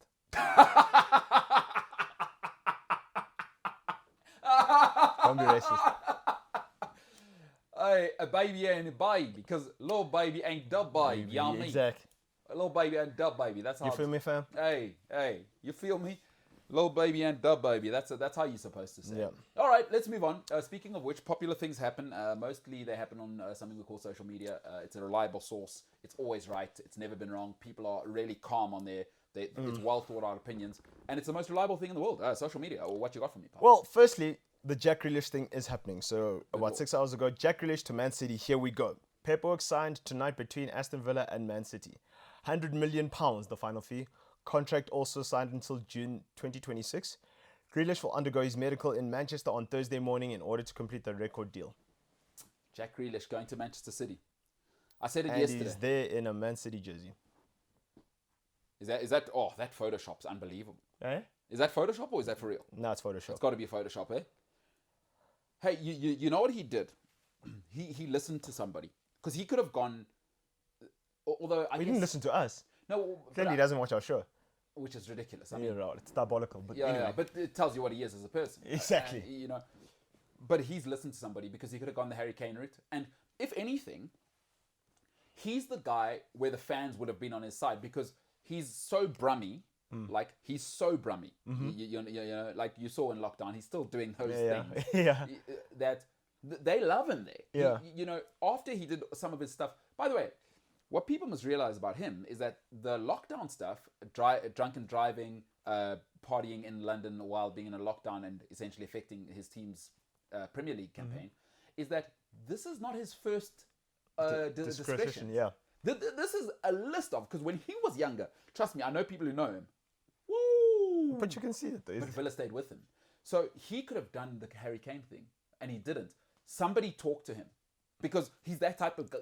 We'll give you a move, bro. Like, we'll give you a move, but also, I mean, if you're acting out like that, Yeah. don't you think that people like Pep Guardiola is looking at that and saying, Yeah. okay, this is how this guy behaves when he doesn't get what he wants. But now you brought up a good point. What about Harry Kane? What's Pep thinking there, or is it just he's so good? Listen, man, there's no bid that has come in yet. The speculation. So maybe Pep is just thinking, you know what? We are all equal. Some of us are more equal. We'll see if that bid goes in for Harry Kane, Then say on. but there's no bid as yet. Harry Kane is saying he wants to go, and people are busy like, oh, sir, City. He says he wants to go win titles, and like, you know, we assume, okay, City, or you know what I mean. Yeah. So, All right. I'm saying it now, once and forever. Jack Grealish has made a massive mistake. It's going to end in tears. It's not about him. We are who we are in life. Pep is who he is. As close as you say, what that means is you're all up in my grill. yeah, You're all up in my grill. And Grealish doesn't strike me as I need people in my grill guy. yeah. And Pep Guardiola is the grill. Actually, Exactly. he's not even in your grill. Yeah. So, shout out. You know what I always celebrate? And this is real for me, is that I come from a working class family. Football is one of the last ways for working class people to get paid. Yeah. Shout out to Grealish for getting properly paid. Forgetting his money, forgetting the bag, man. But his football career will never hit the heights it hit at Aston Villa just because of his personality. Not because he's a bad person, but it's oil and water. They don't mix. Because the thing is, you look at a guy like Riyad Mahrez, you don't hear anything about Riyad Mahrez off the field, but he's also like sitting there, he's like, yo, now look, I'm winning stuff and stuff like, but it's hard to get into this team. It's difficult. And you were the player of the season in the English Premier League 5 years ago. Like, that's a real thing. It's Riyad Mahrez real. was the player of the season in sports. The longest odds in the history of sports, 5,000 to 1. It wasn't supposed. It's never happened. It's a glitch. He was the main guy. He drove the dream, the Premier League's greatest story of all time. But it was a leap year, so weird things happened. Oh my goodness! And he's a Sagittarius. I mean, what? Listen to this guy. Yeah, it was a leap year. You're too right. But no, those types of guys sitting on the bench. Jack Grealish, that's your life now. Can you now, Jack Grealish, suppress all of that stuff that we've seen for the last 10 years? Can you squash it down when Pep says, Jack, you're not this week. You're not on the squad. Yeah. So you don't have to travel with us. Wow. All right. Love to hear it. What else you got for me, pal? Also, speaking of football, Leicester's Wesley Fofana, he was stretched off in yesterday's game against Villarreal, and it looked horrific. And they're reporting that it's a fibia. Broken. Done. That's his season. He was the best young defender in the league last season. He is actually unplayable. He was brilliant. And he's the modern day guy as well. He's a savage as well. Yeah. Like that physical. So I love guys because the savage part is not physical. It's a mentality. Yeah. He's a dog. Yeah, Number he's a one, dog. first and foremost, that guy's a dog. He's an animal. And he's a ball player. Leicester upgraded from Maguire, or at least stayed the same with Fofana He is unbelievable. Him and Yeah. Soyuncu they weren't the problem at Leicester last season. Nah, it wasn't them. It wasn't. They weren't the problem. Harvey Barnes getting injured Yeah. was what killed their top 4 hopes, I think. But this is massive, dude. Although, you know what, with Leicester, they're brilliant. They got Johnny Evans. They'll have Soyuncu. They'll see it through. They got a good coach. By the way, Brendan Rodgers' gift is coaching, not managing. It's not the same thing. He's a terrific coach. I mean, he made Daniel Sturridge look like Eusebio for 1 year. He did. That's actually very true, eh? So they're in good hands. But Yeah. that is tragic for a guy who, I love that I haven't heard problems off the field about him. He seems football all the time. No. Who was the kid? Saliba. Yeah. Saliba, I heard too much on Twitter with his friend Guendouzi. They're talking too much. Yeah. Because you've done nothing, Chief. Don't tell us what you did in France. I heard too much on social media. Exactly. Stop talking. Fofana. Remember, it was Saliba and Fofana. They got the big move together. They were the 2 wunderkinds in France. They came to England together. And this is life, right? Is everyone was talking about Saliba. Leicester said, no, man. You weren't allowed. And they chose character. Saliba, he's off to Marseille and probably never back again. Arsenal again, 27 million and a player that'll never play for them. Incredible. Leicester, they got a king. So shout out to him, dude. Yeah. To heartbreaking. Yeah. Yeah, it's... Yeah. What else we got up on the socials? On the socials, well, this is not football related or sports related, but now Rihanna is now a billionaire. Market value, or what are we talking about? Net worth. 1.7 billion. 1.7. But why? What did she do? I'm not too sure. I didn't really read the Forbes article, but Forbes are reporting it, and yeah, she's now the richest female artist in the world. What about the Jenner lady who Jenner claims to doesn't be the first? Oh, is artist? I thought makeup artist. No. Oh, is she not? Is she not an artist? She's not a music. She's just a person. Is she a billionaire as well? Because I hear. Well, they said she misreported, but she's probably worth about what does 900. misreported mean? It's like No, they lied. said they inflated the. So she lied. So who lied? Forbes or her? Or Well, her mom. But someone in that family is a billionaire besides Kanye West. That's Kim Kardashian. now is Kanye West a billionaire? Because I hear a lot of this person's a billionaire now. No, he is. Okay, but is 1.8 billion. It's not your bias, guys. A No, billion's a yes. lot of money. A billion is a lot of money. And sometimes I think people also misunderstand. There's a difference between your sort of market value, what you're worth, versus your actual net worth. Yeah. Which is sitting somewhere in No, the net worth Cayman is Islands. net worth is totally different. I mean, it's like LeBron James. LeBron James amassed over $1 billion in his career. Yeah. But his net worth is like 500 million. So Rihanna's clean $1 billion. So $1 billion. So she's got $1 billion. She could probably pull out of shares and stocks and whatever, and she'd be a billionaire. Yeah, if she turns it to liquid. What does Rihanna do now? Does she sing, or is she still? She sings. She's the highest charting female ever, and also she's just cool. She's very marketable. Is it? Yeah. It's got the West Indian thing, dude. Once you have that accent, I feel like that's worth 250 And million. also, she's not the worst person to look at. So. It's important to be good looking. Like people don't talk about this. Is good looking people will get paid more. There's been lots of studies done. Is people trust good looking people more? Like that's what it is. I'm not uncomfortable with it. Like good for the. You know the good-looking. old adage, sex sells. It does, and it always has. So shout out to Rihanna, No, good. a billionaire. Hey, I wonder what would you do with $1 billion? I don't know. You don't know, eh? It's too much. It's almost too much to think about. Shout out to Rihanna, dude. Getting all of the money, singing, hey, hey, hey, hey, hey. Yeah, is that her from that song? Yeah. We are. No. Yeah. All right. Run this town. Run this town. Yeah. That was a big song. And all 3 people in that song are billionaires now. Like a gajillionaires. Good for her. Is she still with Rock Nation? Oh, well, do you think Jay-Z's going to let go of her? Because you know what people don't think about is if she's worth that, because he's like corporates are in everything she's doing. What's Rock Nation with?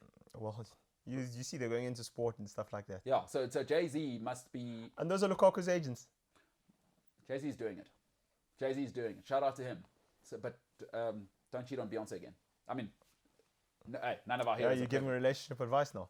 I'm giving relationship advice to Jay-Z, yeah. Oh, okay. Or don't be in a relationship. That's all I'm saying. Oh, that's tough though. Beyonce, biggest star. I'm the biggest star. We might as well hang out. That's tough. You know what? In that situation, quite easy. You know what you do? Separate bedrooms. Just for the business. We don't know. I've never been to their house personally, so we don't know what that living situation is like. I'm going to tell you what I'd do if I was Jay-Z. Is that the house is massive. Here's what we do. because it's awkward now. Like, you're not making Beyonce look bad in public, and she's fine with it. I bet you Beyonce, because she's a mastermind. Yeah. Because you don't get to where Beyonce is by mistake. You can get 3 or 4 hits in life. You know, we've seen artists come 3, 4 hits, they fall off. Beyonce she's clearly a business mastermind. She said to him, listen, what's Jay-Z's real name? Sean whatever. Sean take a seat Carter. here. Sean Corey Carter. Sean, take a seat here, pal. Here's what we're going to do. We're going to divide the house. You got your own kitchen, whatever. When we're in public, smile, ha, ha. But I live that side. Different entrance. I guarantee you, you're not making Beyonce look bad and she needs to come and negotiate with you. I'm Beyonce. So shout out to Beyonce for splitting the house. There we go. I've decided it's happening. Okay. All right. Good for Rihanna. Yeah. And speaking of which, do you think Beyonce hates Rihanna? Of course she does. She must hate Rihanna. Like, how did you become a billionaire? And my husband worked with you. And I know what happened with my husband that other time. I think she probably thinks that it does. It's like, no, there's no way Rihanna is allowed at the compound. There's no, you know what? Excuse me, she probably says, I don't mind if you see her, whatever. but not here. There's no way. So shout out, a billionaire. Yeah.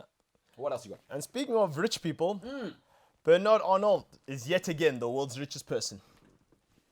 How much? 196 billion. Hold on, let me write that down. 196 billion. Yeah. US. Yeah. Okay, so the GDP of South Africa is $350 billion, by the way. Just so you know. He's worth 196. That's a country. Dog, he's a trillionaire in rands, bro.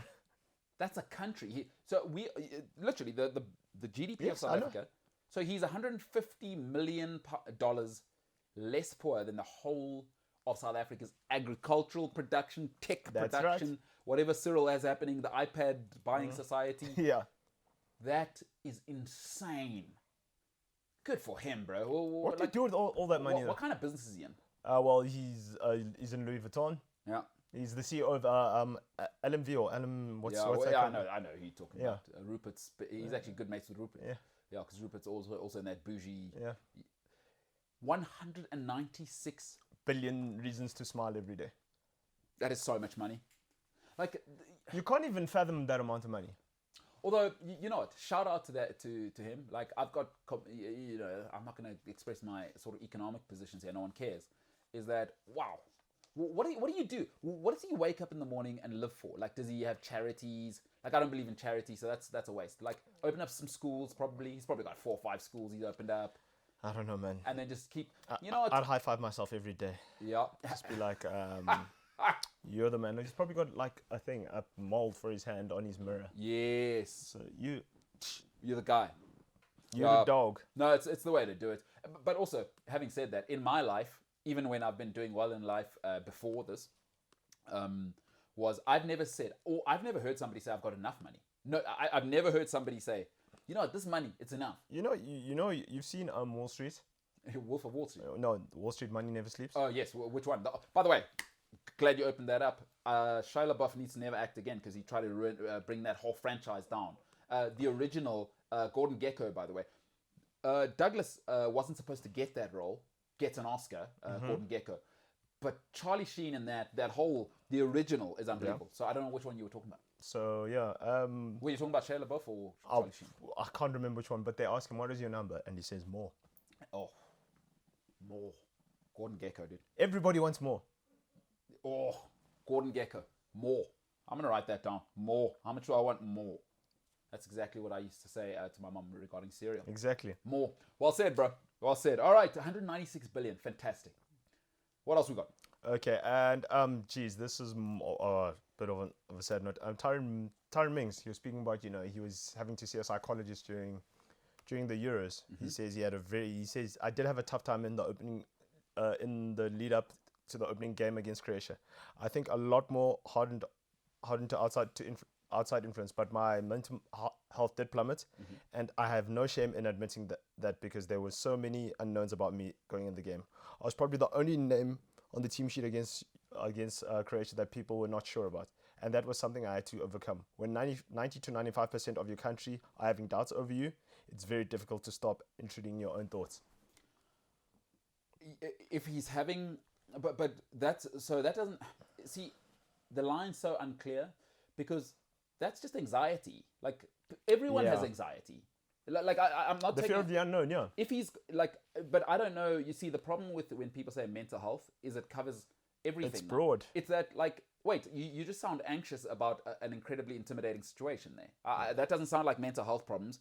Everyone has, like, people are anxious to go and propose to their girlfriend. Yeah. Do you know what I mean? Anxiety is everywhere. Here's my thing, right? Okay, speaking of proposals. If you propose to your girlfriend and she turns you down, Oh my God. is that the end of the relationship, or she says, look, not right now. Oh my God. No. So What happened? What do you do? not right now. Are you asking me as a guy? As a guy or just in general, what do you do? Is that the end of your relationship? Like what? I would end it purely because it's like, if you're not ready now and I'm ready, We're not on the same page. yeah, let's not waste the time, because what if I change my mind by the time you're ready? And people always go, marriage doesn't change anything. You don't live in real life. Because I've seen people from when girlfriend, boyfriend situations, Yeah. and they get married. Doesn't get easier. No, and people change.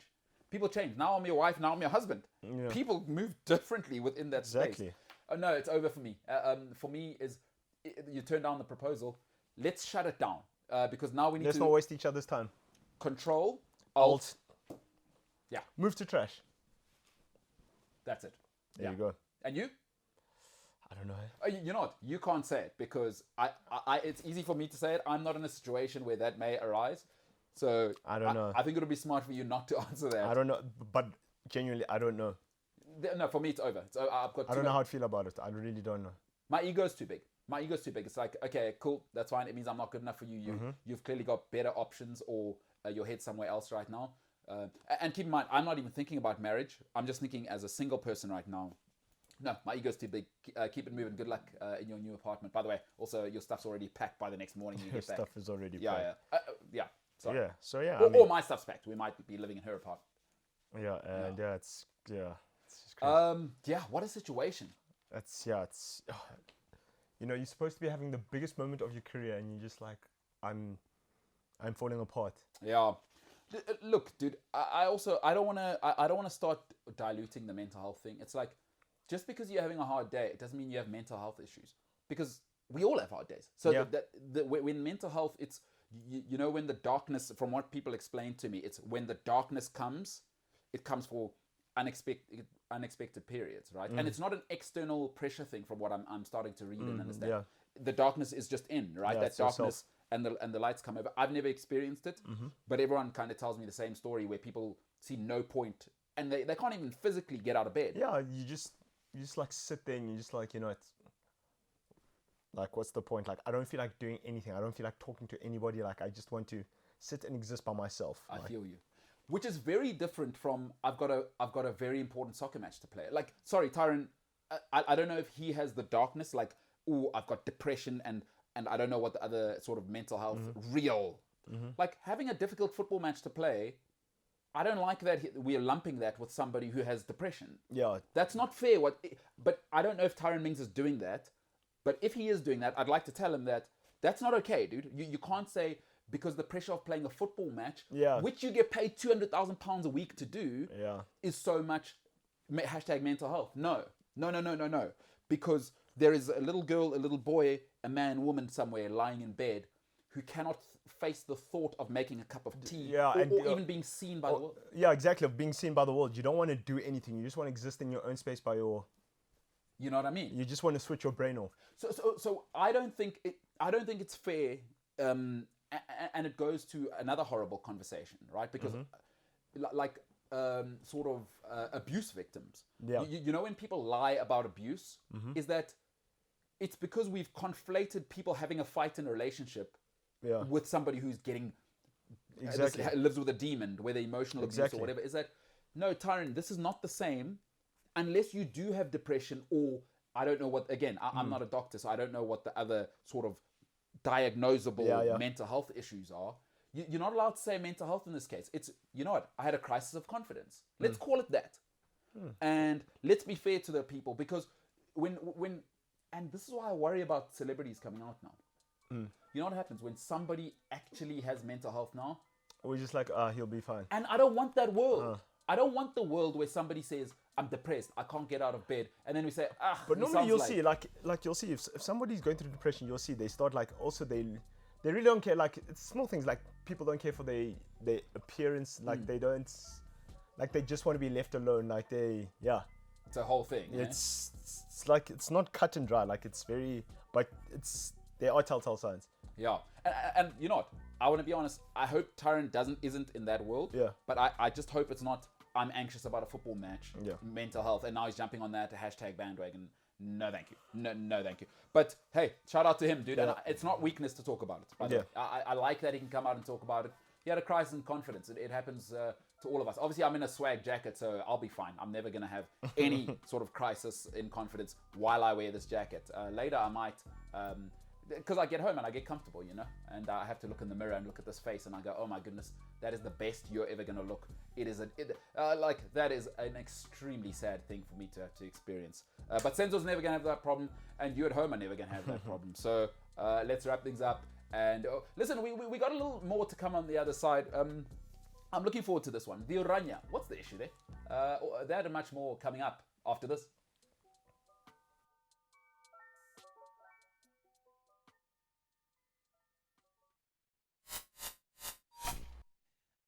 In 1999, Stefan Schwartz had a clause placed into his contract at Sunderland Football Club. Can anyone guess what that clause is? That he could ride a helicopter. It was involved in. It was either skiing. I don't know why I went from skiing to helicopter. It is something. Heliboarding or whatever. Skiing, helicopter, jet skiing, something to do that with that. It's that ballpark that he's allowed to do something weird. Sweden, Benfica, Arsenal, Steven Schwartz. And did that cancel one of the transfers or not? He still got the transfer. I remember the whole thing. Could have been, but it was definitely some extreme thing that he would still luge or something. I remember that. I think what actually happened, and James, I presume you're going to give us the answer. It was in the transfer, and then he wanted that in, and then it cancelled the transfer. But maybe it's a different thing that Very I'm possible. But yeah, It was something like that. James, what actually happened? That's an interesting one. He had a space clause. That's why I had the helicopter. Ballpark. So this was back in 2002. No, it wasn't. That's incorrect. It was back in 1999 when he signed for Sunderland for just under 4 million. And the idea of commercial space flights became a thing in 2002. And that's why they inserted it into his contract. His agent had a seat on the first commercial. Richard Branson caught him hook, line, and Yeah. sinker. Still to be fulfilled. Those There you go, tickets. huh? Not enough to be great at football.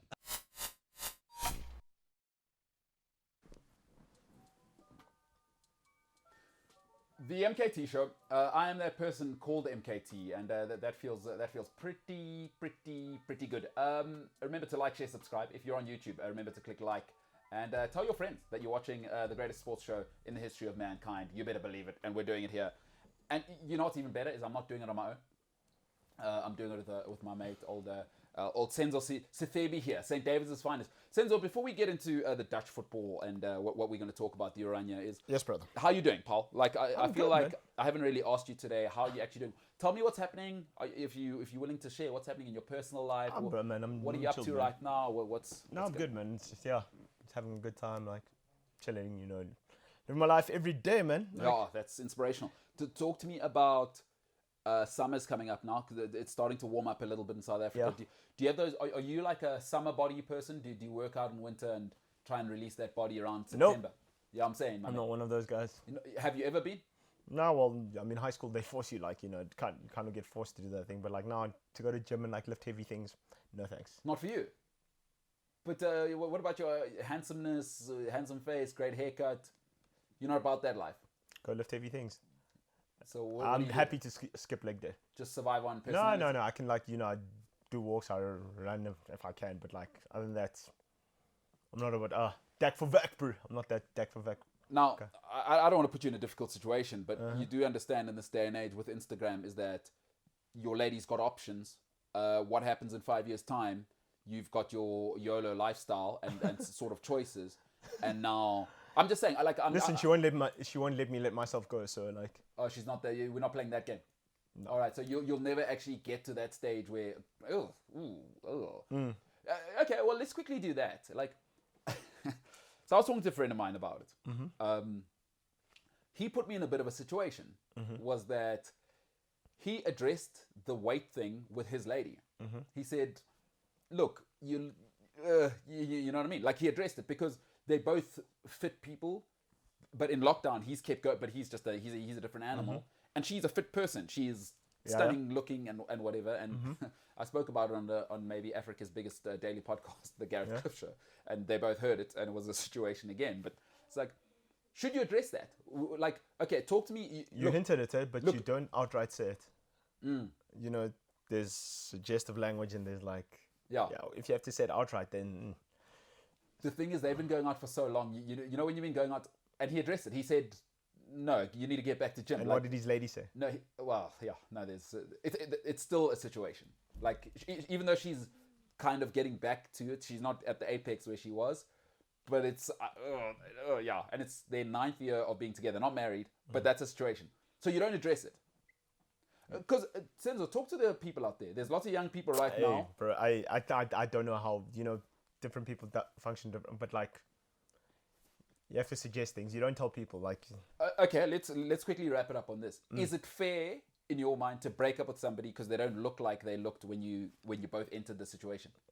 Well, you better let them know that they're letting themselves go. You can't just break up with them on a whim. Oh, okay. So you got to say, so it's fair if you come to them and say, "Hey, what's happening? Yeah, what's going on?" Like, okay, so you don't. Are you okay? You don't just pitch up one day with say, your bags "Hey." packed and say, All right, no, that's Ejectocito, cuz no, you don't do that. That's fair advice. All right, listen, that's a whole mess. Let's move to another situation that's a whole mess. In Holland, they like 2 things: clogs and their football team. Those are the 2 things that they love. I said like they love those 2 things. But I've been watching now since around 2002. It's been eroding slowly, even from 98. You kind of saw it, but really 2002, let me know where we are, is that nobody's ever told the Dutch, you've got a problem. You've got an issue. And you know, in life, if you really want to, and I'm really, really bad at this personally, and I'm trying to work on it. If you want to see your flaws, stop asking your wife, your mom, your dad. Go and ask somebody at work. Go and ask your boss, what do you think of me as a person? Because that's actually how you see your flaws. They're not interested in you beyond you being an asset to them, and they'll tell you the truth. You should ask people that don't like you, what is it about me you don't like? Now, you don't have to listen to the whole thing, but what is it about me? And I feel like Holland have never done that regarding their football.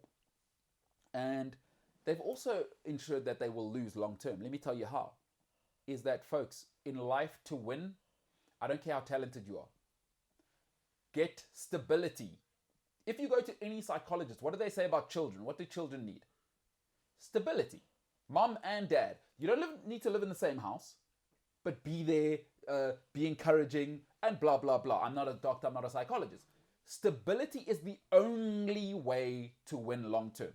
Right? It is the only way. There is no other option. Because especially now, we live in Instagram times, social media times, people fall in love with talent. Folks, there is so much talent on this planet. It's not interesting to people with real money in big business.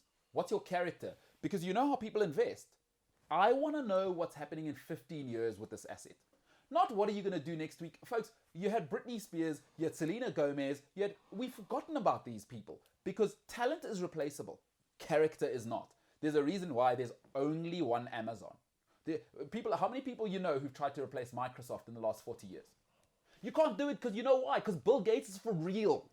Like, Bill Gates is not playing. He doesn't care what you think. Bill Gates is for real. And that's called character. Being real is about character. And the only way is you must be able to take feedback. Folks, and the guaranteed way, and if you're a parent, you'll know this. The guaranteed way to lose in life is you let the talent run the administrator. If you're a parent and your kids are running that house, you know it's a nightmare. Let me tell you something about Holland, is they've got all the talent in the world, but there's more talent than administrative capability. And if you're South African, you know this problem only too well. South African football has no problem with talent. It's just that we couldn't organize, as they say, a piss up in a brewery, so we can't run the talent, and there's more talent than administration. every single country we go to, Norway, America, all the countries you love, what's the great thing about them? It's well run. By who? The government. You can't have the citizens trying to run themselves. Don't let anybody fool you and say America is this entrepreneurial bliss. It is run by the government and the fist is so tight. You go to Norway, it is a nanny state. Australia, nanny state. The home of world economics, nanny state. England, United Kingdom, Her Majesty's Revenue Services is the #1 tax service in the world. They don't negotiate like in Germany. It's not a suggestion like in England. Let me tell you something. Administrators have to manage talent. It's been a shambles. There's no stability, no administration. Just want to finish off on this. All it's about now is passion. It's not enough that you got a cool orange shirt. It's not enough that you had Cruyff. It's not enough. It's not enough. And we've seen it. You know how I know they're not stable? In the last 15 years, they've had 11 managers. The plan's passion. And I tell everyone in my life, people say I'm difficult. I say I'm not interested in talent. I'm interested in character. You know what the young kids say now? We got to shout out my homeboy James Ilsley, Jimbo Ilsley. But the young kids now, we're about vibes. Vibes. It's a vibes life, Senzo. Soft life. I don't see vibes anywhere in the blue chip companies. I see no vibes with Microsoft, with Amazon, Doesn't happen. with Google. There's no vibes there. I don't think I've ever heard anyone from Facebook saying vibes. Tim Cook, is he vibes? Nah, he's get back to work. Vibes doesn't run the world. We launched the Apple 12. How are we going with the 13, boys? No vibes. So shout out to James. I know James and them young ones are saying vibes. Yeah. But vibes is not a plan. Vibes is nice when there's someone to administrate it. I'm all for vibes in a structure. Holland have been a mess. For the longest time. And it's because they don't run it properly. There's no stability there. How can you have Edgar Davids coming out at a World Cup to call out the federation? That means you're not on the same page. It can't happen. It's not about the philosophy. Philosophy in football. But look at the pattern. Since 98, it went from them, Van Hooijdonk is not talking to Stam, and this, and that. They don't qualify in 2002, like it's... Robin van Persie doesn't talk to Arjen Robben. Why is that happening? I don't know, man. Why is that a thing? Like, I don't mind the not talking thing. Why is that coming out? Because we know now, and this is years later, Teddy Sheringham and Andy Cole didn't speak. But on the field, You never heard a thing. It's not about us, dog. They went and won the treble. Guy, you heard of a Glaswegian called Alex Ferguson? I'll keep a little... Buffett, leave that at home. There are 9 other guys that depend on... There are a lot more other guys that depend on you. So whatever you have... No. System 17, like, if we're at work. Bill Belichick has a great way of putting it. Not sure if you've heard this. He says, leave your ego at home. Because you know a lot of people say, check your ego at the door. Yeah. No. Bill, I don't know if you've ever seen the two Bills. Him and who's the other great, not Bill Polian. I forget who the other great coach is. But the two Bills. In it, he says, no, guys must leave their egos at home. Because you know what the thing about checking your ego at the door is? You might turn around and go get it. Yeah. So Belichick says, no, leave that thing at home, chief. Because when you come here, you're just number 11. Exactly. I don't want to hear about swag.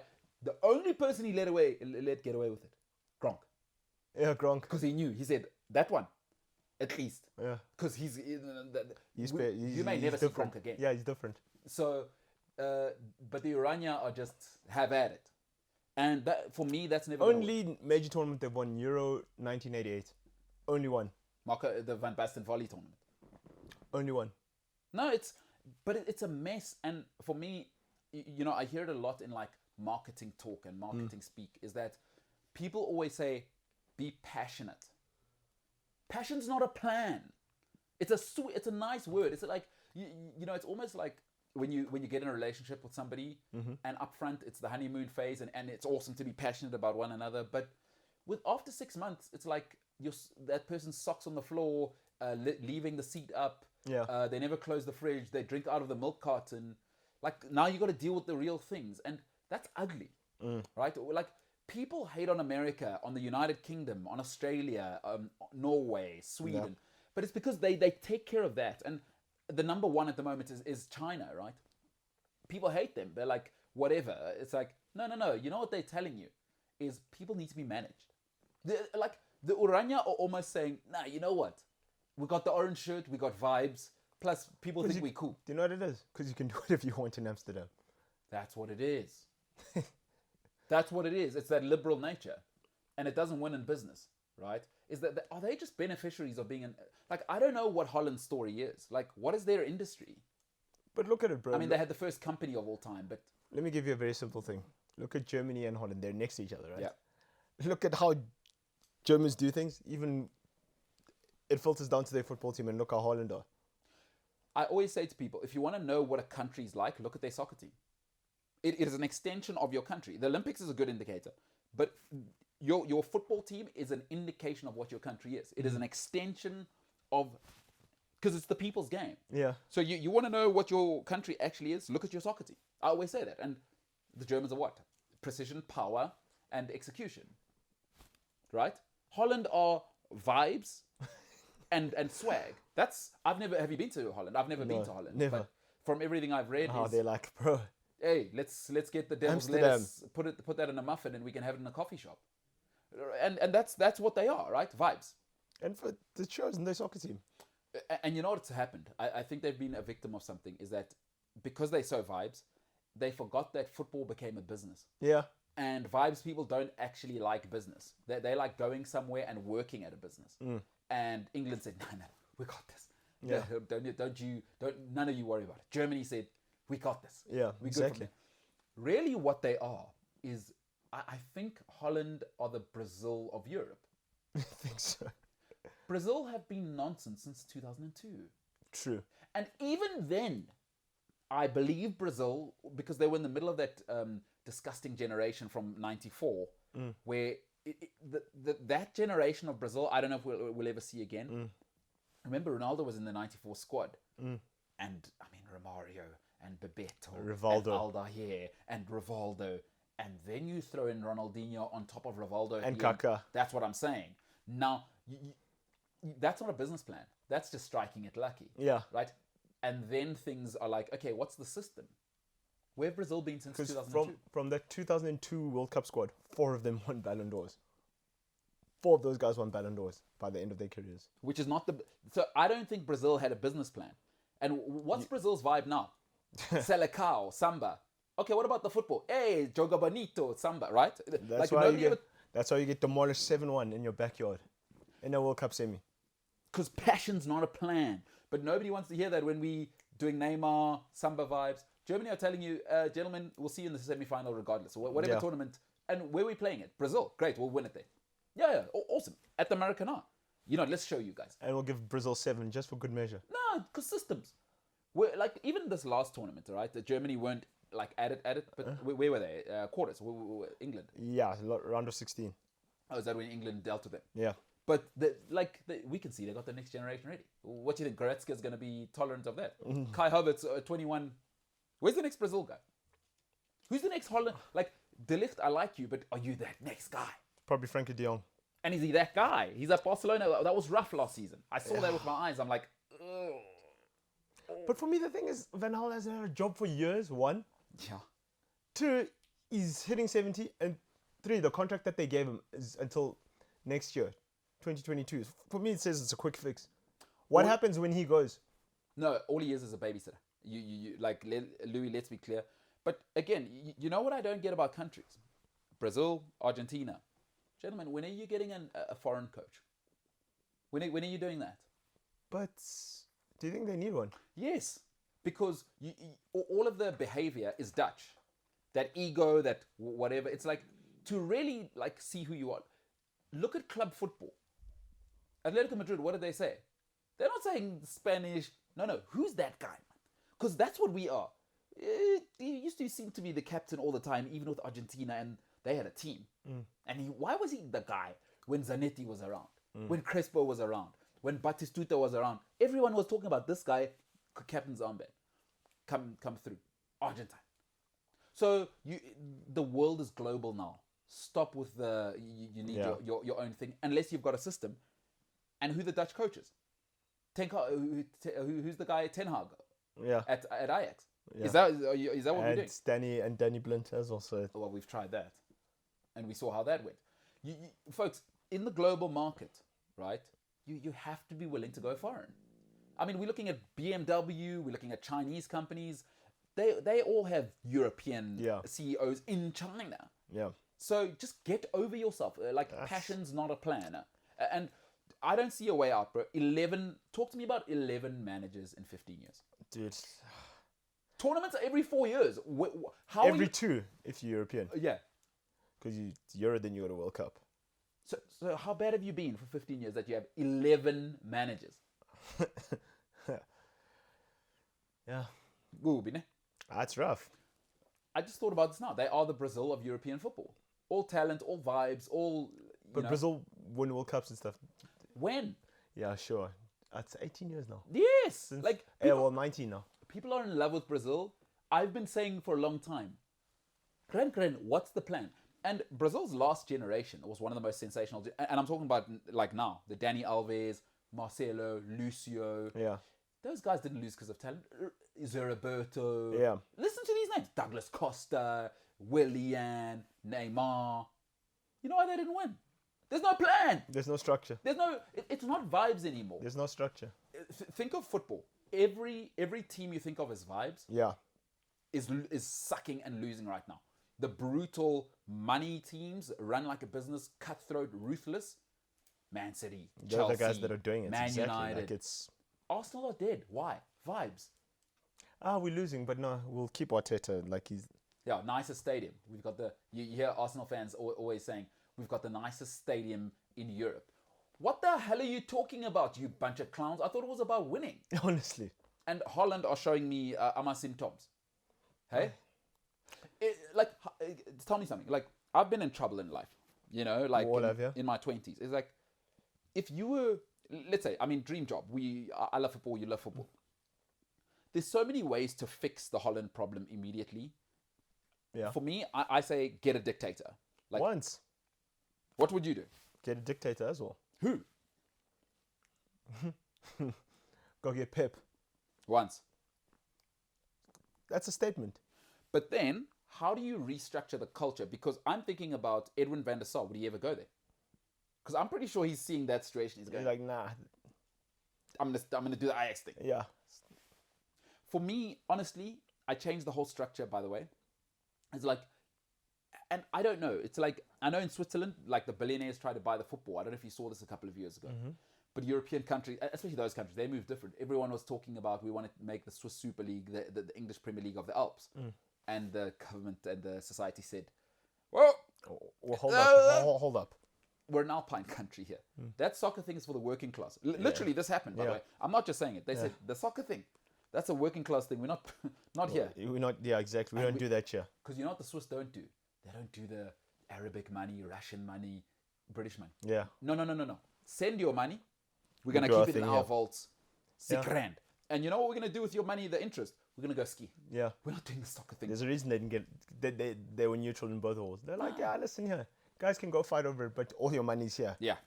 So I wonder if the Holland thing now, because I've been wondering for a long time, why have they not gone, just sell the league to billionaires? Maybe, I don't know what Dutch lifestyle is. Are they just, what is it, lilies, clogs, and... Weed. And weed, eh? I'm sorry, folks. It ain't going to work. I don't do vibes, and if I was there, get a dictator, and get a foreign guy to come and run your football. Get a foreign guy. This obsession with we do it best, Joga Bonito. The great Johan Cruyff is actually dead now. Gone, bro. So, Nani Buffett. I don't see how they come out of it, and they're not going to come out of it. What do you think of this new Dutch generation? I think they're all over the place. Because who's supposed to be the guy? De Ligt. It's supposed to be Depay or someone. Oh, my God. There's the problem. Oh, no, you should have said his name. Again, there's a good indicator, Senzo, of people that are obsessed with building their culture on vibes. Because Memphis Depay is the ultimate vibes guy. The ultimate. He's cool, but you're talented, but Holland are in the mud, dude. They're in the mire, dog. It's bad. It's terrible. It's terrible. And players run the team. Listen, before we wrap this up, do you have any questions? I like to take some questions. Do you have anything for me maybe that we can answer from people who actually give up 2 hours of their day? So they said, So Siako Lisi and Rashford will be playing for Sundowns as well because they're also part of the Chelsea structure. Who said that? And that was Lulama Kawaga. So wait, Siya Kolisi and Rashford because they also signed to Rock Nation. you know what? And Patrice is this serious. Say, Chief, those guys must come through and at least be in the crowd. What Kolisi must play for Sundowns? That's an awesome deal, dude. That's very funny. Yeah. And then they said, MKT. Lulama also said, MKT, they are calling you the Tucker Carlson of sports. The Tucker Carlson of sport. In, All right. How do you feel about that? Do you maybe want to explain who Tucker Carlson is? I know, you go ahead. All right. So Tucker Carlson, folks, for those who don't know, is like a conservative news reporter on Fox. Yeah. And he is a lightning rod. He is an absolute lightning rod. And how do I explain him to you? Like, think of Piers Morgan, I guess, with an American accent. And I'm not sure I'm that, because obviously I'm better than Tucker Carlson. So that's what I think. Yeah. Tucker Carlson's a loser. Good. Forget it. Compared to me. I mean, he's not a loser in life. I think he gets paid $20 million a year. So I'm much better than Tucker Carlson. That's an insult. And then Sam Shapiro said, Genie Wijnaldum is such a loss to Liverpool. And so he was agreeing with us. So, you know, Genie is such a big loss because he's the last of a dying breed. Remember when we used to talk about a complete midfielder? Yeah. That doesn't exist anymore. Everyone is like a holding mid, Niche, yeah. a passer in midfield, or like I feel like the up front role now is you can play left, right, up front, and it's kind of on a merry-go-round. But he's special because he can play 6, 8, 10. Technical, just give me the ball, man. You give me the ball and I'll go figure it out. And also, go where you go because I'm Dutch. I've got the technique in me. I'll find you. I'll figure it out. And then the beauty of him, he's so rare. He kind of reminds me of like, even more so than a Lampard and Gerrard. I'm not saying he's as good a player. He reminds me of physicality. Like Gerrard I loved, but he didn't have that physicality. Yeah, scrawny. And getting up and down and doesn't mind the tackle. Yeah. You know, he's a special player. Yeah. He's a special player. PSG, doing well. Yeah, and what else? Oh, they said, imagine Rashford. Gutlan Gosi says, imagine Rashford playing for Sundowns because of Rock Nation connection. But what are they going to pay him in, though? Dollars. Patrice has that money. Oh, yeah, he got deep pockets, yeah. You know what it is? I want to be honest. I'm that South African guy who lives in the suburbs. I don't watch PSL, so I don't I gave up on PSL and SA football about 10 years ago. Tell me this: is there what's the pay limit thing? Is there a cap in PSL? Not that I know of. Hey, Rashford. Imagine seeing out his days in South Africa. Rashford, come feed all the kids this side, and honestly, they need it. Yeah. Just say, Rashford. During the week, I tell you what, don't come to practice. Go feed the kids Sundays, Lalan and the Chiefs. Bloods, they're amateurs. It's a wrap. Sounds good stuff, dude. Likewise, man. Likewise. Great show, man. I'd love to hear what people have to say about the Urania. Let us know. Cliff Sport, Cliff Central Sport, across the platforms. Hey, on the other side, we'll wrap things up. This is the MKT Show. See you in a bit.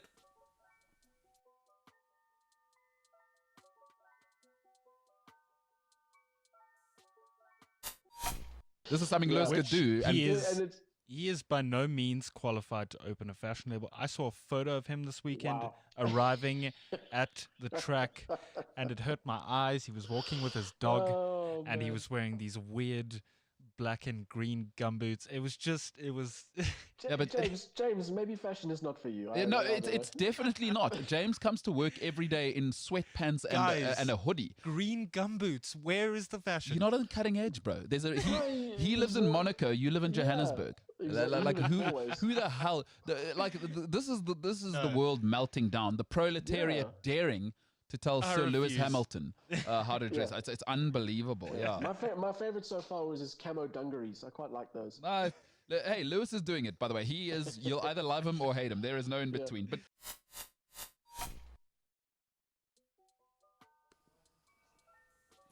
welcome back to it. It's the MKT Show. I am that person, and it feels good to be me. We're gonna kind of start wrapping things up here. But Senzo, in the break, by the way, has just said the magical words. This guy has just said the magical words. Senzo, you got something that's breaking on social media about a pop icon who I adore. Yeah. Dr. Dre's daughter is homeless and living out of a car. How? Her dad's a billionaire, by the way.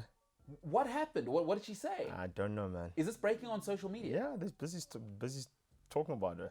Did she used to live in his house? Well, she's oldest daughter. She's like 30 odd, and she ran to the press and is telling them, I'm homeless. Yeah. Oh my goodness gracious, dude. Sad, man. But you know what, dude? Like, I come from a working class family, and like that happens in my family. Like, I come from a family where you're gonna get opportunities. Yeah. But my dad's not that guy. Like my dad, because my dad comes from rural homelands, right? Sure. He got himself whatever to wherever he got in life. Yeah.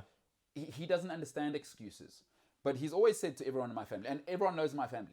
Once my father's giving you an opportunity, You better grab it with both hands. when you ruin it the first time, right? My old man, he's not the shame guy. No. I love the Wakanda thing. We don't do that here. You had your chance the first time, and you've repeatedly now for 10 years, because he gives everybody till 30.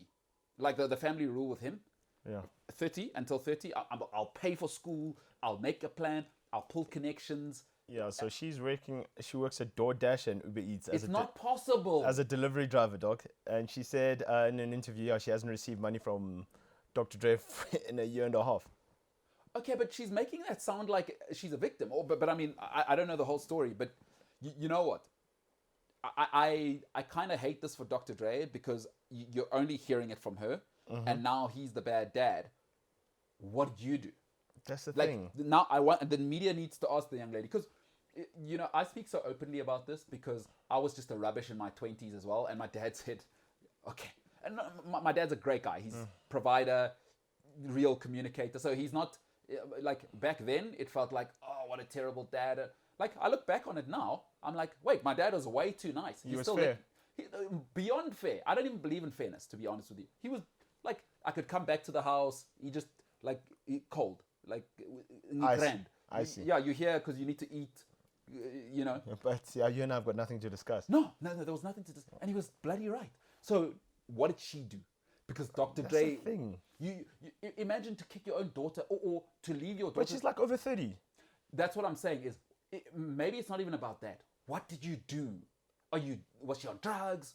Did she steal stuff? Did she, chief? Especially a daughter to a father. Is she the oldest daughter? Do you know? Yeah.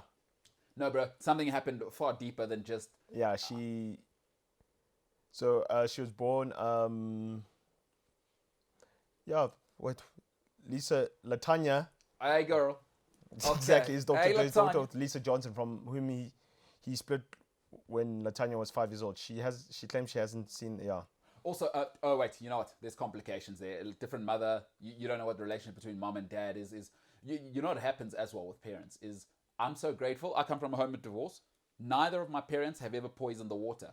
My mom's rule is, there are things that a child should never hear about from their, she says, there are things that a child should never hear about their father from the mother, and from their father about their mother. Yeah, and absolutely. both my parents have stuck to that. So, you know what? When you add an X into it, oh my goodness, I didn't even think about that. That is so complicated. Yeah. Dr. Dre, dude. Oh man, that is brutal. Jeez, and he's already going through like a divorce that got like very messy and like. Who, Dre? Yeah. Did the lady get half? No, well, he has to pay her so much in like I monthly upkeep. I hate the divorce law, the way it's set up globally. It's just like, it's a Gareth Cliff who's over here, who's a bobblehead, Lego hair guy, always says, why do I like to talk about other people's money? I always say, someday that law's going to come to my door. Yeah. We need to change it. Nobody deserves half. I don't care, man or woman. Like, man or woman. If Stedman gets dumped by Oprah, right? Stedman mustn't get half. You get your 15 million. We should have a cap in America. She's 15 38, million. this woman. Dr. Dre's daughter's 38. And she says, I haven't received money from him in a year and a half. Is it brutal to say, what the hell, bro? It is brutal. Not brutal, but like, come on, man. No, I'm You're cool. 38. No, go get a job. So she said, I haven't received money in a year and a half. And she's living out of a car. And her kids are living with her friends. Okay, I'm going to research that. We need to talk about that a little bit more once I find out, what did you do, Letitia? Right. What's her name? Latanya. Hey, Latanya. Hey, girl, what's going on? Latanya. I'll be working the DoorDash. I know Yeah. nothing. She's 38. That's what I'm saying. Like, My daddy ain't give me no money a year well, and a because he's a half. billionaire. Well, he's based $800 million, but like, that's enough to spare. But like, geez. You know what? Whenever there's couples involved, because, I don't know, do you know anyone who's recently broken up with somebody? Like maybe in the last 5 years. Yeah. Have you heard the poison that comes out of people's mouths? Dude, people are hurt, bro. That's what I'm saying. But heard as they But say. hey, Jolo heard. But heard. That's real art here, folks. That is real art here. But Dr. heard. Dre. Even Dr. Dre has real life problems. Isn't that refreshing? Yeah. That is so refreshing. $800 million. He's like, oh, no, I have to go talk to this woman. Imagine. Because I have problems in my life, you know? Yeah, we all do. Like, I once broke up with somebody. I do fight with my siblings, who I love. But sometimes you piss me off. Dr. Dre has my problems. Now, folks, that means actually, let me tell you what it means. It means that on some level, I'm comparable to Dr. Dre. That's really what I'm taking out of that. Yeah, because you're both human beings. Dr. Dre has real life problems. You eat, you breathe. I hang out with Senzo Sitebe and the guys. Damn right you do. I do, and I'm lucky, hey? I didn't say that, but I said, damn right you hang out with me. Yeah? My guy. All right, ladies and gentlemen, Man United fans, unbelievable. This has been the MKT Show. Remember, the podcast is available, cliffcentral.com, the Cliff Central app, Spotify, or wherever you get your podcast. It is the MKT Show. Ladies and gentlemen, it's been such a fun day. Senzo, shout out to you, my brother. Shout out to the boys in the back. This has been the MKT Show. Ladies and gentlemen, for now, we are the hell out of here.